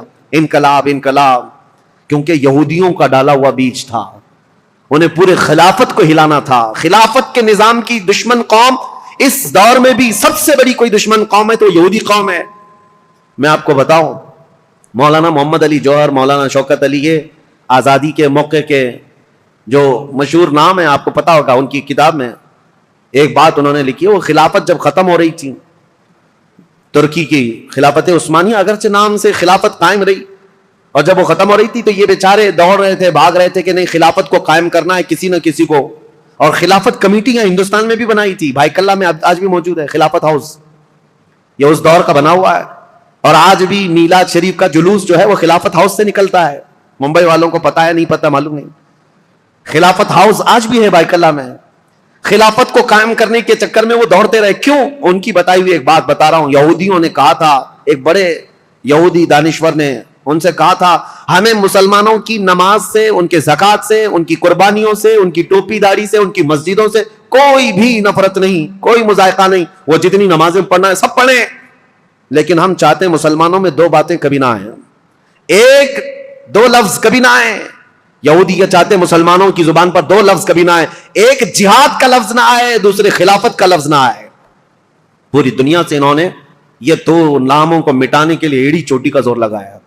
یہودی آج سے نہیں, عبداللہ بن سبا کے زمانے سے. عبداللہ بن سبا یہ وہ فتنہ ہے جو خلافت کو ہلانے کے لیے آیا تھا. پوری خلافت کو وہ مدینہ طیبہ کی ترہم برہم کرنا چاہتا تھا, اس کے لیے وہ فیلڈ بنانا شروع کیا. اور آپ کو پتا ہے اسی طرح کا یہودی تھا لارنس آف عربیہ جس کو کہتے ہیں, جس نے خلافت عثمانیہ کو ہمیشہ کے لیے اس دنیا سے ختم کیا ہے. عربوں کو اٹھایا ترکیوں کے خلاف, اور پورے عرب میں ایک ایسا فتنہ مچایا. لارنس آف عربیہ جو انگلینڈ کا باشندہ, وہ عربی اتنی اچھی بولتا تھا کہ جو اصل عرب ہے وہ نہیں بول پاتے تھے, اور عربوں میں رہ کر کے ان کے مزاج میں یہ بات ڈالا تھا کہ تم عرب اور ترکی تم پر آ کر حکومت کرتے ہیں. بغاوت ایسی کی تھی کہ ترکیوں کے خلاف عرب کی لڑائی چلی 1920 سے لے کر 1930 تک, اور ترکی عرب کا پورا علاقہ چھوڑ کر چلے گئے. اور اس کے بعد یہ سعودی عرب قائم ہوا ہے. سعودی نام ہی نہیں تھا, عرب شریف ہے, حجاز تھا, نجد تھا, اور اصل عرب یمن کہلایا جاتا تھا. سب ڈیوائیڈ ہو گئے, ترکی چلے گئے. اس ڈیوائیڈیشن میں بھی سب سے بڑا رول یہودیوں کا تھا, اور یہ یہودی فتنہ حضرت عثمان غنی کے زمانے میں شروع ہوا ہے. اسی لیے تاریخ بتانا مجھے بہت ضروری ہے. عبداللہ بن سبا نے کیا کرنا شروع کیا, مصر کے لوگوں میں, کوفہ کے لوگوں میں, بصرہ کے لوگوں میں یہ بات ڈالنی شروع کی کہ خلافت کے زیادہ حقدار تو حضرت علی ہیں, اہل بیت ہیں, رسول اللہ کے گھر والے ہیں. اہل بیت کی محبت کے نام پر وہ ایک ایسا فتنہ لوگوں میں شروع کیا, جبکہ اسے نہ اہل بیت سے محبت تھی نہ صحابہ سے محبت تھی. وہ تو اسلام لایا ہی تھا بظاہر دکھانے کے لیے, اصلی وہ تو یہودی تھا. لیکن اس کو کہتے ہیں سبائی فتنہ. عبداللہ بن سبا ہے تو سبائی فتنہ. اس سبائی فتنے کا اثر تو اس زمانے کے بڑے بڑے مسلمانوں میں ہو گیا تھا, تابعین میں. کچھ صحابہ بھی سوچنے لگ گئے تھے کیا ہو رہا ہے, ایسے حالات پیدا کر دیا. اب سنی حضرت عثمان غنی رضی اللہ تعالیٰ عنہ کے دور کا آخری حصہ تھا. فتوحات اسلامیہ 6 سال تک تو چلتی رہی, لیکن آخری جو 6 سال ہیں وہ فتنوں میں ہی گئے. ایسے فتنے کہ کبھی انقلاب کے نام پر وہاں جماعت کھڑی ہو رہی, کبھی انقلاب کے نام پر یہاں, اور حتیٰ کہ یہ لوگ مطالبہ کرنا بھی شروع کر دیے کہ عثمان بن عفان کو کرسی سے ہٹایا جائے. لیکن مدینے میں جو صحابہ تھے وہ اس کے سخت خلاف تھے, کسی کو آواز اٹھانے نہیں دیتے تھے. مدینے میں جو صحابہ, اکابر صحابہ تھے, وہ جانتے تھے خلافت کو ہلانے کا مطلب ہے پورے خطہ اسلام کو ہلا دینا. پھر جو علاقے مسلمانوں کے زیر نگیں آئے ہیں وہ سب کے سب پھر واپس چلے جائیں گے. رعب و دبدبہ پورے خطوں پر ایسا قائم تھا خلیفہ وقت کا, کسی کی مجال نہیں ہوتی تھی. تو خلافت کو ہلانا مطلب اتنے بڑے خطے کو, کہاں نیشاپور, سمرقند, بخارا, قبرص, ترکی اور افریقہ کی سرزمین تک جو خلافت کا دائرہ پھیلا ہے, ایک ہی خلیفہ ہے اور ایک پلر کو ہلانے کا مطلب سمجھتے ہیں؟ صحابہ جو مدینے کے تھے وہ اس باریکی کو سمجھتے تھے، لیکن جو نئے آئے ہوئے تھے، جوان لوگ تھے، یہ جوش میں اڑے جا رہے تھے، اڑے جا رہے تھے. اور اس کے بعد یہ فتنہ ابھرتا ہوا یہاں تک پہنچا کہ مصر میں عبداللہ بن ابی سرح، جس کے بارے میں بتا رہا ہوں، یہ حضرت عثمان غنی رضی اللہ تعالیٰ عنہ کا رشتہ دار بھی تھا. اس کے خلاف مصر کے بہت سارے لوگوں نے شکایتیں کی کہ یہ بہت سختی کرتا ہے، ایسا ہے، فلاں ہے، بہت ساری شکایتیں آتی رہیں. حضرت عثمان غنی رضی اللہ تعالیٰ عنہ اس وقت ان شکایتوں کی طرف نظر نہیں فرماتے تھے، یہاں تک کہ ایک بار حضرت محمد بن ابو بکر، آپ سنیے حضرت عثمان غنی رضی اللہ تعالیٰ عنہ کے دور کا یہ سب سے کڑوا واقعہ ہے، بہت کڑوا واقعہ. لوگ سنتے ہیں کربلا کی شہادت اور کربلا میں ہونے والے حالات، لیکن حضرت عثمان غنی کے آخری دور کا یہ واقعہ بہت ہی دردناک ہے. حضرت محمد بن ابو بکر جو صدیق اکبر کے بیٹے ہیں، یہ اور کئی صحابہ آئے مدینہ طیبہ میں. عبداللہ بن ابی سرح نے کیا کیا تھا؟ جتنے لوگ حضرت عثمان غنی کے پاس اس کی شکایت لے کر گئے تھے، حضرت عثمان غنی نے ڈانٹ ڈپٹ لگائی تھی ایک خط میں عبداللہ بن ابی سرح کو کہ تو اس طرح سے کر رہا ہے، توبہ کر، باز آ جا، لوگوں کے حقوق پر دست درازی نہ کر. یہ سب جو ڈانٹ لگائی تھی، عبداللہ بن ابی سرح نے کیا کیا؟ جتنے لوگ مدینے گئے تھے سب کا قتل کروا دیا. جو حضرت عثمان غنی کے پاس شکایت لے کر کے گئے تھے، واپس آنے کے بعد ان کا قتل کروا دیا. یہ بڑا معاملہ تھا. اس معاملے کو لے کر صحابہ آئے مسجد نبوی شریف میں. صحابہ کے درمیان یہ باتیں ہونے لگی کہ اس عبداللہ بن ابی سرح کا کیا کیا جائے. تو حضرت علی کے پاس یہ بات آئی تو حضرت علی نے کہا بالکل یہ قتل کا، قصاص کا مقدمہ لے کر کے آئے ہیں. عبداللہ بن ابی سرح کو صرف معزول نہیں، اس کو قتل کرنا چاہیے. اتنے لوگوں کا قتل کیسے کیا؟ صرف شکایت کرنے کی بنیاد پر. اور دیگر صحابہ جو بڑے بڑے صحابہ، حضرت طلحہ، حضرت زبیر، یہ بہت سختی کے ساتھ حضرت عثمان سے بات کرنے لگے. حضرت سعد بن ابی وقاص گئے، انہوں نے بھی، حضرت عمرو بن عاص نے بھی، یہ بڑے اکابر صحابہ تھے، حضرت عثمان سے مطالبہ کرنے لگے کہ اتنے لوگوں کے قاتل کو آپ مصر کا گورنر کیسے بنا سکتے ہیں؟ حضرت عثمان غنی نے سب کی بات سنی، اور آپ کے اوپر یہ بار بار دباؤ ڈالا جاتا تھا، وہ آپ کا رشتہ دار ہے، اس کی وجہ سے آپ اسے معزول نہیں کرتے، بنو امیہ کا ہے اس لیے آپ اسے گورنری سے نہیں ہٹاتے. حضرت عثمان غنی نے کہا سارے صحابہ کے اوپر میں چھوڑ دیتا ہوں، آپ جس کو مناسب سمجھے اس کو گورنر بنائیں، میں خط لکھ دیتا ہوں. تو جو صحابہ تھے انہوں نے حضرت محمد بن ابو بکر کو کہا کہ ان کو نیا گورنر بنایا جائے اور عبداللہ بن ابی سرح کو مصر کی گورنری سے ہٹا دیا جائے. حضرت عثمان غنی نے لیٹر دے دیا، کہا کہ جاؤ عبداللہ بن ابی سرح کو ابھی کے ابھی معزول کر دینا اور اسے ادھر بھیج دینا، اور آپ آج سے مصر کے والی اور گورنر بن جائیں. حضرت محمد بن ابو بکر جب جانے لگے تو انصار اور مہاجرین صحابہ کی ایک جماعت بھی آپ کے ساتھ جا رہی تھی کہ مصر کے حالات دیکھیں یہ امپلیمنٹ ہوتا ہے یا نہیں، اور مصر کے لوگوں کو سمجھائیں جو ابھی ابھی انقلاب نام سے اٹھے ہوئے ہیں، جن کو بلوائی کہتے ہیں، وہ کسی کے سمجھ میں بھی نہیں آتا. آج تک یہ ایجپشن ویسی ہیں، ان کی کھوپڑی ہٹی رہتی ہے. یہ فرعونوں کے دور کے لوگ ہیں، فرعون ان کو ڈنڈے سے سیدھا کرتا رہا ہے. آج تک ایسی سخت قسم کی طبیعت رکھنے والے لوگ ہیں. ان کو سمجھانے کے لیے انصار اور مہاجرین صحابہ کی ایک پوری جماعت گئی. آپ سنیے ہوا کیا. حضرت عثمان غنی رضی اللہ تعالیٰ عنہ کے گھر میں پلتا تھا مروان بن حکم نام سے. یہ مروان بنو امیہ کا ایک شخص ہے، حضرت عثمان غنی کے خاندان میں، رشتہ دار میں، لیکن صحیح آدمی نہیں تھا، عیاش طبیعت کا. مروان بن حکم حضرت عثمان غنی کے گھر پر رہتا تھا. یہ صحیح آدمی نہیں تھا، یہ ذہن میں رکھ لیں آپ. اس نے کیا حرکت کی، کتنی بڑی حرکت کی، پوری تاریخ میں یہ چیز موجود ہے. ایک طرف عبداللہ بن سبا نے فتنہ مچا دیا تھا، پوری جگہ پر لوگوں میں ورغلا دیا تھا اور نئی جماعت پیدا کرنے کے فراق میں تھا. اور اس کے بعد ادھر مروان بن حکم اور بنو امیہ کی کچھ حرکتیں ایسی، ادھر عبداللہ بن سرا مصر میں فتنہ، قتل کر دیا. حضرت عثمان غنی کے خاندان پر بڑے الزامات آ رہے تھے، لیکن صحابہ جانتے تھے عثمان بن عفان کی طہارت کیا ہے، ان کی پاکیزگی کیا ہے، ان کے اخلاق کیا ہے. اسی لیے سب سے پہلے میں نے ان کی فضیلتیں آپ کے سامنے رکھی تاکہ کسی کے ذہن میں یہ بات نہ آنے پائے حضرت عثمان غنی کیا ایسا کرتے تھے ویسا کرتے تھے. سب سے پہلے میں نے آپ کو ان کے فضائل سنائے، کسی ذہن میں شک و شبہ بھی نہ آئے. وہ رسول اللہ کے داماد ہیں، میرے آقا کے انتخاب ہیں، سابقون الاولون میں سے ہیں. حضور نے ان کے متعلق فرمایا عثمان کو اب اس کے بعد کوئی عمل نقصان نہیں پہنچا سکتا. بہرحال حضرت محمد بن ابو بکر جا رہے ہیں، کہاں؟ مصر جا رہے ہیں گورنری لینے کے لیے، اور انصار مہاجری صحابہ کے ساتھ جا رہے ہیں. ابھی 2-3 منزلیں طے کیے ہوئے تھے کہ ایک حبشی غلام کو اونٹنی پر بہت تیز رفتار دوڑتے ہوئے انہوں نے دیکھا. یہ انصار مہاجرین صحابہ کی جماعت دیکھا اور مشکوک لگ رہا تھا, یا تو وہ کسی کا قاصد تھا یا تو کسی کا بھاگا ہوا غلام تھا. صحابہ نے اسے پکڑ لیا, پوچھا کہاں جا رہے ہو؟ کہا خلیفہ اسلام امیر المومنین عثمان ابن عفان کا پیغام لے کر میں مصر کے گورنر کے پاس جا رہا ہوں. جو صحابہ تھے انہوں نے کہا مصر کے جو گورنر ہیں وہ یہاں ہیں, محمد بن ابو بکر, بات کرو کیا ہے. کہا نہیں, ان کے متعلق نہیں ہے وہ پیغام, ان کے متعلق نہیں ہے, یہ گورنر نہیں ہے. وہ پھر بھاگنے لگا تو اس کی تلاشی لی گئی, اس کے پاس کچھ نہیں ملا, اس کی ساری چیزیں تلاشی لی گئی, کچھ نہیں ملا. اور وہ تھوڑا آگے گیا تھا, حضرت محمد بن ابو بکر کو شک ہوا کہ کچھ تو ہے, یہ اس قدر مشکوک انداز میں کیوں جا رہا ہے. اس کو پھر سے پکڑا, اس کے پانی کا جو مشکیزہ تھا وہ بالکل سوکھا تھا, اس کو ہلایا تو اس کے اندر کوئی چیز تھی, اس کو پھاڑ دیا تو دیکھا ایک خط تھا مہر لگا ہوا. اور پہلے جو خط ہوتے تھے اس کو ڈامر جیسی ایک چیز آتی تھی, وہ لگا کر کے سیل بند کر دیا جاتا تھا, کوئی نہیں کھول سکتا. اور یہ سیل بند خلیفہ کا لیٹر ہوا کرتا.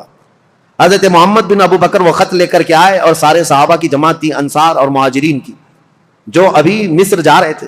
ان کے بیچ میں وہ خط لا کر کے کہا کہ کیا میں اس کو کھول کر کے پڑھوں؟ سبوں نے کہا کھول کر کے پڑھو. حضرت عثمان غنی سے ملاقات کیے ہوئے ابھی 1-2 دن ہوئے اور اتنی جلدی کوئی پیغام آیا. کھول کر کے جب خط پڑھا اس میں لکھا ہوا تھا عبداللہ بن ابی سرح کے نام, خلیفہ اسلام امیر المومنین عثمان بن عفان کی طرف سے یہ خط ہے کہ اے عبداللہ بن ابی سرح, جیسے ہی محمد بن ابو بکر مصر آئے تو اسے قتل کر دینا, اور جو لوگ تیری شکایت لے کر کے آئے تھے ان کو کسی ہیلے بہانے سے مار دینا, ختم کر دینا. اور مدینے سے ایک جماعت جا رہی ہے, ان کو ادھر ادھر منتشر کر دینا, اور تم اپنی گورنری پر برقرار رہنا فقط. سلام کے بعد حضرت عثمان بن عفان کی مہر لگی ہوئی ہے. یہ کتنا بڑا واقعہ ہے, حضرت عثمان غنی کی مہر لگی ہوئی ہے.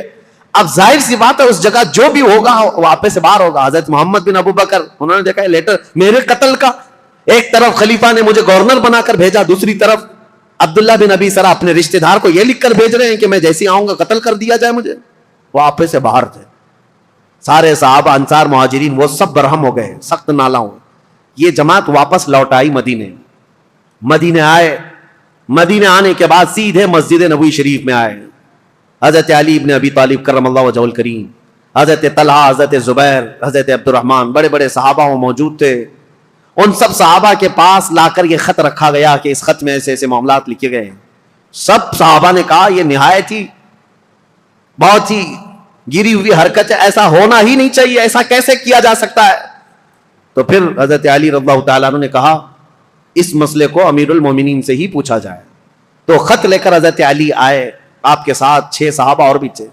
حضرت عثمان غنی, یہ آپ کو میں بتا رہا ہوں 70 سال کے بعد تو وہ خلافت پر بیٹھے تھے اور تقریباً آپ کی عمر ابھی 80 سال کے قریب ہو رہی تھی. اس وقت آپ تو مکمل عبادت میں لگے رہتے تھے. حضرت عثمان کے پاس آئے, حضرت علی نے یہ خط دکھایا. وہ غلام کو بھی پکڑ کر کے لائے تھے, وہ اونٹنی بھی ساتھ تھی. حضرت عثمان سے کہا یہ غلام آپ کا ہے؟ حضرت عثمان نے کہا یہ غلام میرا ہے. کہا اونٹنی؟ کہا یہ بھی میری. اس کے بعد مہر دکھائی, کہا یہ آپ کی مہر ہے؟ کہا میری مہر ہے. کہا یہ خط پڑھ کر کے سنا, یہ خط کیا ہے؟ حضرت عثمان غنی نے خط سنا, اس کے بعد کہا اللہ رب العزت کی وحدانیت کی قسم, ان میں سے ایک حرف بھی میرا لکھا ہوا نہیں ہے, میں اس سے بری ہوں. حضرت علی فوراً اٹھ گئے, کہا صحابہ سے آج تک ہم نے عثمان کو قسم کھاتے ہوئے نہیں سنا تھا. ان کی پاکیزگی, ان کی طہارت ایسی تھی کہ ان کو قسم کھانے کی ضرورت نہیں پیش آئی. تو کہا کیا عثمان بن عفان اگر حلف اٹھا چکے, قسم کھا چکے ہیں, تو یہ خط ان کا ہو ہی نہیں سکتا. حضرت طلحہ, حضرت زبیر تھے, انہوں نے کہا ٹھیک ہے ہم نے تسلیم کر لیا, داماد رسول امیر المومنین سے آج تک ہم نے جھوٹ سنا نہیں ہے, آپ اس پر بھی جھوٹ نہیں بول رہے ہیں, لیکن مسئلہ یہ ہے کہ یہ تو معلوم کریں کہ ہے کس کا. اس خط نے پورا فتنہ مچا دیا ہے. محمد بن ابو بکر ماننے کو تیار نہیں ہے. اب یہ خبر مصر بھی پہنچ گئی, اور مصر کے جو بلوائی تھے عبداللہ بن ابی سرح سے جو پریشان تھے, وہ سب کی سب جماعت بنا کر مدینے آ گئے, مدینے میں داخل ہو گئے. حضرت طلحہ اور حضرت زبیر نے جب تحقیقات کی تو پتہ چلا حضرت عثمان کے گھر میں رہنے والا مروان, یہ اس کی حرکت تھی. اس نے حضرت عثمان غنی کی مہر چرائی تھی اور خط چرا کر کے اس پر لکھا اور حضرت عثمان کی مہر لگائی. ان کی اونٹنی لیا, ان کا غلام بھیجا اور اس کو یہ کہہ کر بھیجا امیر المومنین کا حکم ہے مصر کے گورنر لے جاؤ. لیکن بیچ میں پکڑا گیا اور راز فاش ہو گیا. جیسے ہی پتہ چلا مروان چھپ گیا. اب مسئلہ یہ تھا کہ حضرت طلحہ، حضرت زبیر اور بڑے صحابہ نے کہا عثمان ابن عفان سے، کہا اس نے اتنی بڑی حرکت کی ہے لہذا مروان کو آپ ہمارے حوالے کر دیں۔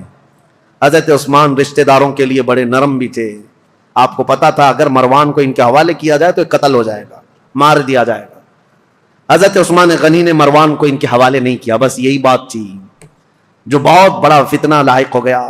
حضرت علی کرم اللہ وجہہ الکریم نے بھی سارے صحابہ سے کہا حضرت عثمان غنی اگر مروان کو آپ کے حوالے نہیں کرنا چاہتے تو سب کے سب چلے جائیں، اس لیے کہ سزا دینے کا حق خلیفہ وقت کو ہے، عثمان ابن عفان سزا دیں گے۔ حضرت علی اس میں حق بجانب تھے، لیکن حضرت علی کرم اللہ وجہہ الکریم نے بھی حضرت عثمان غنی سے کہا تھا کہ اس مسئلے کو جتنی جلدی آپ فرو کریں گے، ٹھنڈا کریں گے، اتنی جلدی ہم سب کے لیے امان ہے، ورنہ فتنہ بہت بڑھ چکا ہے۔ اب حضرت عثمان غنی رضی اللہ تعالیٰ عنہ سے جب صحابہ نکل گئے تو یہ مصر کے جتنے بلوائی تھے یہ سب کے سب حضرت عثمان غنی کے گھر کے اطراف محاصرہ کر لیے۔ اور حضرت عثمان غنی کے گھر کے اطراف کیوں کھڑے تھے صحابہ پوچھتے تو یہ کہتے مروان ان کے گھر میں چھپا ہوا ہے، جب بھی نکلے گا ہم اسے ماریں گے، ہم خلیفہ وقت کے خلاف نہیں ہیں، مروان کو ہمارے حوالے کرے۔ حالانکہ مروان کب کے ان کے گھر سے بھاگ کر ملک شام جا چکا تھا، حضرت عثمان کے گھر میں تھا بھی نہیں، لیکن یہ بلوائی اسی انتظار میں کہ مروان گھر کے اندر ہے محاصرہ کر کے رکھا۔ کتنے دن؟ 40 دن تک چلا تھا یہ محاصرہ، اور حضرت عثمان غنی پر ایک دانہ پانی بھی اندر جانے نہیں دیتے تھے۔ سیدہ ام المومنین حضرت حفصہ حضور کی زوجہ ہے، وہ پانی کا مشکیزہ لے کر حضرت عثمان غنی کے پاس جا رہی تھیں پانی پلانے کے لیے، ان کے خچر پر جو مشکیزہ رکھا تھا ان بلوائیوں نے تیر مار مار کر کے مشکیزہ پھوڑ دیا اور پورا پانی بہا دیا۔ ام المومنین کو تک حضرت عثمان کے گھر جانے نہیں دیا، حضرت عائشہ صدیقہ کو تک جانے نہیں دیا۔ یہ نئے آئے ہوئے لوگ تھے اسلام میں سب، یہ بلوائی۔ ایک دن حضرت عثمان غنی چھت پر کھڑے ہوئے اور پوچھا لوگوں سے، کیا ہے لوگوں، کیا تم میں علی بن ابی طالب ہیں؟ لوگوں نے کہا نہیں ہے۔ کہا تم میں سعد بن ابی وقاص ہے؟ لوگوں نے کہا نہیں ہے۔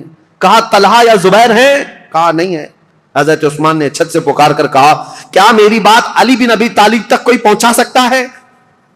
کہا کہ کیا بات ہے؟ کہا علی بن ابی طالب سے یہ کہہ دو کہ عثمان بن عفان پچھلے 4-5 دن سے پانی کا ایک گھونٹ بھی نہیں پیا ہے۔ خبر ملی مولا علی کرم اللہ وجہہ الکریم کو، حضرت علی رضی اللہ تعالیٰ عنہ نے اپنے دونوں شہزادوں کو لے کر حضرت حسن اور حضرت امام حسین کو پانی کے مشکیزے بھرے اور چند جوانوں کو لے کر حضرت عثمان کے گھر پہنچ گئے اور پانی پہنچایا۔ یہ صرف اور صرف یہی پانی تھا حضرت عثمان کے گھر جو پہنچا، آخری پانی تھا جو حضرت علی بن ابی طالب کی طرف سے آیا تھا۔ میرے عزیزو یہ باتیں اس لیے بھی بیان کرنا ضروری ہے کہ لوگ ایسی چیزیں کنٹروورسی بیان کرتے ہیں کہ حضرت علی میں حضرت عثمان میں نہیں بنتی رہی ہوگی اور انہوں نے ایسا کیا ہوگا۔ نہیں، حضرت علی کی نہیں بنتی تھی، حالانکہ حضرت عثمان کے گھر کے دروازے پر پہرا دینے کے لیے امام حسن اور امام حسین کو کھڑا کیا گیا تھا، اور عبداللہ بن زبیر، حضرت زبیر نے اپنے بیٹے کو کھڑا کیا، حضرت طلحہ نے اپنے بیٹے کو کھڑا کیا ہے، بڑے بڑے صحابہ نے اپنے اپنے بیٹوں کو حضرت عثمان کے گھر کے دروازے پر کھڑا کیا ہے، اور یہ تنبیہ کی تھی یہ بلوائی مصر کے کہیں رات کے وقت یا کہیں انجانے میں عثمان بن عفان کے گھر میں داخل نہ ہو جائیں اور کہیں ان کو نقصان نہ پہنچائیں۔ یہاں تک کہ یہ بلوائی جو ہے مصر کے جو لوگ آئے تھے ایک مرتبہ تیر چلائے تھے، ان تیروں کی وجہ سے حضرت امام حسین کا پورا سینہ زخمی ہو گیا، خون خون ہو گئے تھے، اور حضرت امام حسن مجتبیٰ کے سر پر زخم آیا تھا نیزے سے۔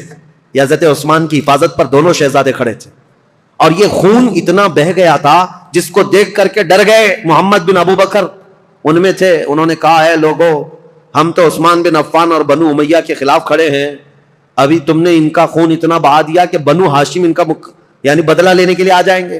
بنو ہاشم کون ہے؟ رسول اللہ کا خاندان، اور امام حسن اور امام حسین جب زخمی ہو گئے ہوں تو رسول اللہ کا جو خاندان ہے بنو ہاشم وہ تو بدلہ لینے کے لیے آ جائیں گے۔ محمد بن ابو بکر نے کہا معاملہ سب الٹ جائے گا، عثمان بن عفان کو کوئی دیکھے گا ہی نہیں، حسن اور حسین جو زخمی ہوئے اس کا بدلہ لینے کے لیے قوم ہم پر ٹوٹ پڑے گی، اس لیے اس کام کو جلدی کر دو۔ محمد بن ابو بکر اور چند لوگ چھت پھلان کر کے حضرت عثمان غنی کے گھر کے اوپر سے اندر داخل ہوئے۔ اس وقت سیدنا عثمان بن عفان قرآن کی تلاوت کر رہے تھے، قرآن پڑھ رہے تھے، اور رسول کریم صلی اللہ تعالیٰ علیہ وسلم کو ایک دن پہلے خواب میں دیکھا تھا۔ نبی پاک صلی اللہ تعالیٰ علیہ وسلم کو خواب میں دیکھ کر پھوٹ کر رونے لگے حضرت عثمان۔ کہا یا رسول اللہ، وہ قوم جس کو میں نے بیر روما وقف کر دیا تھا جب مدینے میں کسی کے پاس پانی نہیں تھا، میں نے ان کے لیے پانی وقف کیا، آج وہ قوم مجھے پانی نہیں دے رہی۔ نبی پاک صلی اللہ تعالی علیہ وسلم نے حضرت عثمان سے کہا کیا ہے عثمان، تھوڑا اور برداشت کر لو، کل میرے ہاتھ سے پانی پیو۔ حضرت عثمان کہتے ہیں حضور کو خواب میں اتنا دیکھنے کے بعد تسلی ہو گئی۔ 40 دن کا محاصرہ چلا ہے حضرت عثمان کے ساتھ، 40 دن کا، وہ 40 دن روزے سے گزرے۔ حضرت عثمان غنی رضی اللہ تعالیٰ عنہ کی یہ سختیاں، اور جب پانی بھی نہیں پہنچتا، کھانا بھی نہیں پہنچتا، اس وقت رسول کریم صلی اللہ تعالیٰ علیہ وسلم کے کئی صحابہ، میں یہ بات میں بتاتا ہوں، محمد بن ابو بکر چھت پھلانگ کر کے آئے تھے، اس سے پہلے کئی صحابہ آئے، حضرت طلحہ آئے، حضرت زبیر آئے اور دیگر بڑے صحابہ آئے۔ کہا امیر المومنین یہ حالات بڑے سخت ہو گئے، 3 باتوں میں سے ایک بات کر لیجیے آپ، یا تو آپ کسی چھپے ہوئے راستے سے ملک شام چلے جائیں، وہاں آپ کی حفاظت ہو سکتی ہے، یا تو پھر مروان کو پکڑوا کر کے اس کو سب کے سامنے سزا دے دیں، معاملہ ٹھنڈا ہو سکتا ہے، یا تو پھر آپ اپنی خلافت سے دستبردار ہو جائیے، خلافت سے آپ ہٹ جائیے۔ حضرت عثمان نے کہا یہ تینوں کام نہیں کر سکتا، مروان میرے پاس نہیں، رہی بات مجھے ملک شام جانے کی بات کر رہے ہو، حضرت عثمان غنی کہتے ہیں میرے جسم کے ٹکڑے ہو جائیں میں رسول اللہ کا مدینہ چھوڑ کر نہیں جا سکتا، میں رسول اللہ کا پڑوسی ہونے کے لیے اپنا وطن مکہ چھوڑ کر یہاں آیا، اپنی جان بچانے کے لیے میرے نبی کا شہر چھوڑ کر نہیں جا سکتا۔ اور رہی بات تیسری، خلافت چھوڑ دیجئے، سنو اس بات کا مجھے شوق نہیں ہے، لیکن میرے آقا صلی اللہ تعالیٰ علیہ وسلم کی حدیث ہے، رسول اللہ نے فرمایا تھا عثمان بن عفان کو ایک جبہ دیا تھا، اور اس کے بعد کہا اے عثمان اللہ تمہیں ایک جبہ پہنائے گا اور میری امت اس کو اتارنے کی کوشش کرے گی، لیکن تم موت تک اس جبے کو اتارنا مت۔ حضرت عثمان نے کہا اس جبے سے مراد رسول اللہ نے جو فرمایا تھا وہ خلافت کا جبہ تھا جو اللہ نے مجھے پہنایا، اور میں نے اپنی زندگی میں رسول صادق صلی اللہ علیہ وسلم کی بات سچ ہوتے دیکھا، قوم مجھ سے وہ جبہ اتارنے کی کوشش کر رہی ہے اور میں ابھی تک برقرار ہوں تو صرف رسول اللہ کے فرمان کی وجہ سے، میرے آقا نے فرمایا ہے۔ تو صحابہ نے جب یہ 3 باتیں رکھی، حضرت عثمان نے تینوں کا جواب دیا تو سب صحابہ چلے گئے۔ اب وہ 40واں دن تھا جب حضرت عثمان قرآن کی تلاوت کر رہے تھے، حضرت حسن، حضرت امام حسین، حضرت عبداللہ بن زبیر، حضرت طلحہ کے بیٹے، یہ سب دروازوں پر کھڑے تھے، لیکن چھت سے یہ لوگ داخل ہو گئے۔ جیسے ہی آئے، محمد بن ابو بکر کون ہے؟ حضرت ابو بکر صدیق کے بیٹے، ان کے قتل کا فرمان گیا تھا نا، تو ظاہر سی بات ہے ان کو غصہ تھا۔ حضرت عثمان کے خط میں کس کے قتل کا تھا؟ ان کے قتل کا مسئلہ لکھا ہوا تھا۔ عبداللہ بن ابی سرح کو جو خط لکھا گیا تھا مروان نے، وہ محمد بن ابو بکر کے قتل کا تھا۔ تو محمد بن ابو بکر داخل ہوئے اور آتے ہی حضرت عثمان غنی کی داڑھی پکڑ لی، کہا عثمان بن عفان سے امیر المومنین آپ ایسا کیسے کر سکتے ہیں، میرے ساتھ ایسا کیسے کر سکتے ہیں آپ؟ ایک طرف مجھے گورنر بنا کر بھیج رہے تھے اور دوسری طرف اس کو میرے قتل کا لیٹر بھیج رہے تھے۔ حضرت عثمان نے نہیں کچھ نہیں کہا اے محمد اگر تیرے باپ یہ حرکت کرتے ہوئے دیکھتے تو زندہ نہیں بچتا۔ وہ ڈر گئے محمد بن ابو بکر، کیونکہ حضرت ابو بکر صدیق اگر دیکھ لیتے اس بات کو، حضرت عثمان نے صرف اتنا جملہ کہا اگر تیرے باپ ہوتے تو میری داڑھی تک تیرا ہاتھ نہیں آ سکتا تھا۔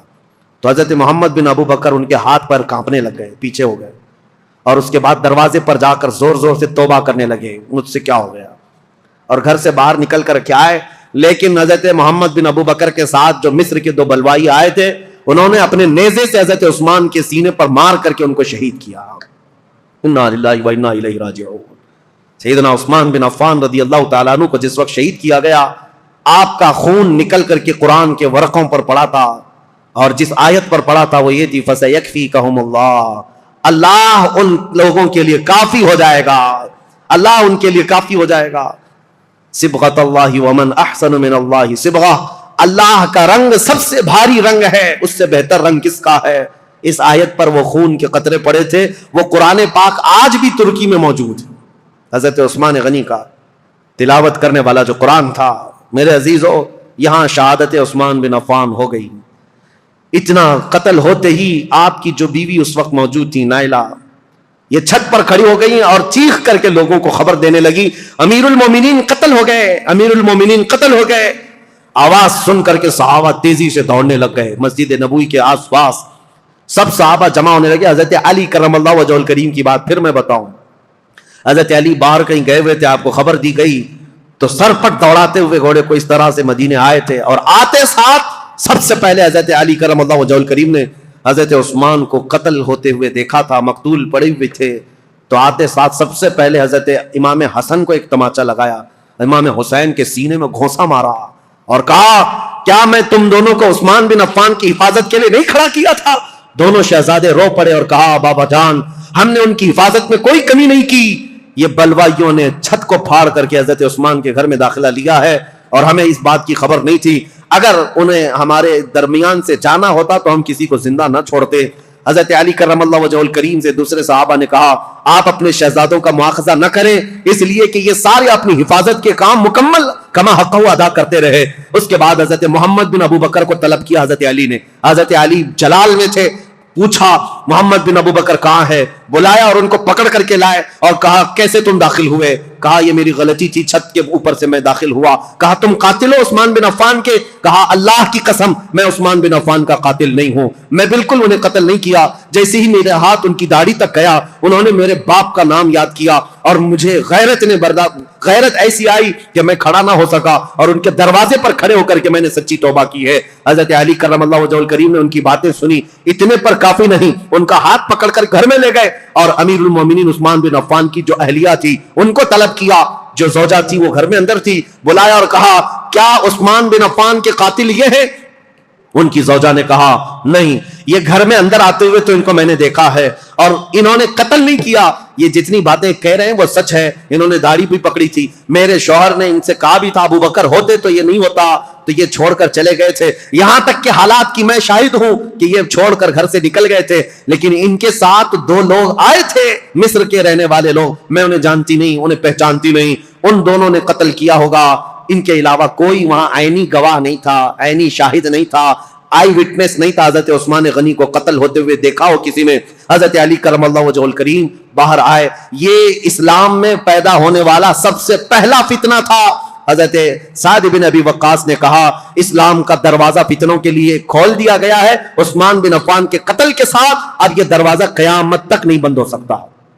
فتنوں کا دور جو شروع ہوا ان کے قتل کے ساتھ آج تک چل رہا ہے، اور میں نے عبداللہ بن سبا کا جو نام لیا تھا وہ اس لیے کہ اس نے مولا علی کرم اللہ وجہہ الکریم کی حمایت میں ایک جماعت پیدا کی اور لوگوں کو اکسایا، ورغلایا، اور ایک ایسی جماعت پیدا کی جن کو رافضی کہتے ہیں، غلو کرتے ہیں، وہ صحابہ کو گالیاں دینے لگے، عثمان بن عفان کو گالیاں دینے لگے اور حضرت علی، حضرت حسنین کریمین کی شان میں غلو کرنے لگ گئے اور گڑ گڑ کر کے نئی نئی حدیثیں بنانے لگ گئے۔ یہ فرقہ جو پیدا ہوا اسلام میں یہ عبداللہ بن سبا کا ڈالا ہوا بیج تھا، اور آج بھی اہل تشیع جو شیعہ حضرات وہ عبداللہ بن سبا کو برا بلا نہیں کہتے، بلکہ اس کا تو بہت بڑا مزار بنایا ہوا، وہ فتین شخص کا بہت بڑا مزار بنایا اور اس کا احترام کرتے ہیں، اس کو برا بلا کہنے بھی نہیں دیتے۔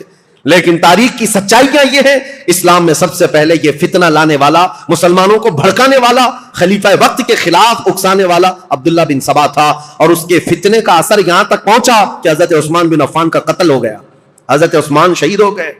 اللہ اکبر، 12 سالہ یہ خلافت کا دور ختم ہوتے ہی اسلام کی ان سرحدوں میں اور ان زمینوں میں ایسا اندھیرا چھا گیا، ایسا اندھیرا چھا گیا کہ اس کے بعد پھر یہ خلافت کا دور جو آگے بڑھا زیادہ دن تک نہیں، مولا علی کرم اللہ وجہہ الکریم کا دور آیا اور اس کے بعد خلافت راشدہ ختم ہو گئی۔ میرے آقا صلی اللہ تعالیٰ علیہ وسلم کی حدیث ہے الخلافت بعدی 30 ثم الملوک، میرے بعد 30 سال خلافت چلے گی، اس کے بعد بادشاہ آئیں گے۔ اور اگر آپ کاؤنٹ کریں گے تو یہ چاروں خلفائے راشدین جو ہے ان کی مدت اور ان کا زمانہ ٹوٹل 30 سال کا ہوتا ہے وہ رسول اللہ کے فرمان کے مطابق، لیکن ان چاروں خلفاء میں سب سے لمبا زمانہ اگر کسی کو ملا ہے تو عثمان بن عفان کو ملا ہے۔ حضرت عثمان غنی رضی اللہ تعالیٰ عنہ کی عمر مبارک ان کے انتقال کے وقت بعض روایتوں میں 82 ہے، بعض میں 80 ہے، بعض میں 79 ہے، بہرحال، اور ایک روایت تو 90 سال کی ملتی ہے کہ آپ کے انتقال کے وقت آپ کی عمر 90 سال کے قریب تھی۔ لمبی عمر بھی پائی اور خلافت کا دور بھی لمبا چلا۔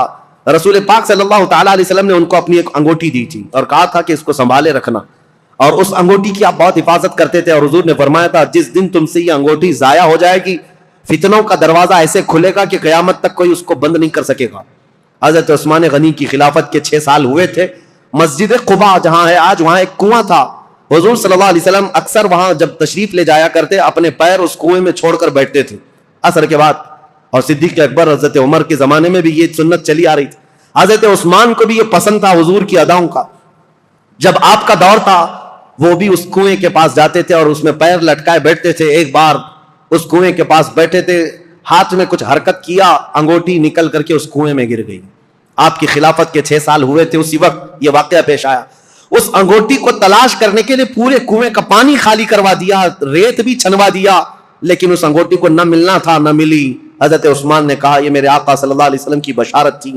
اس کے بعد جو فتنے اٹھے, ایسے اٹھے تھے کہ ایک جہجہ غفاری نام کا شخص حضرت عثمان غنی ممبر پر کھڑے تھے, مسجد نبوی کے خطبہ دے رہے تھے, اور ان کا عصا تھا ہاتھ میں. وہ جہجہ غفاری بیچ خطبے کے دوران کھڑا ہوا, حضرت عثمان غنی کو برا بھلا کہتے ہوئے ان کے ہاتھ سے لکڑی چھین لیا اور گھٹنے پر رکھ کر کے ان کے عصا کو توڑ دیا تھا.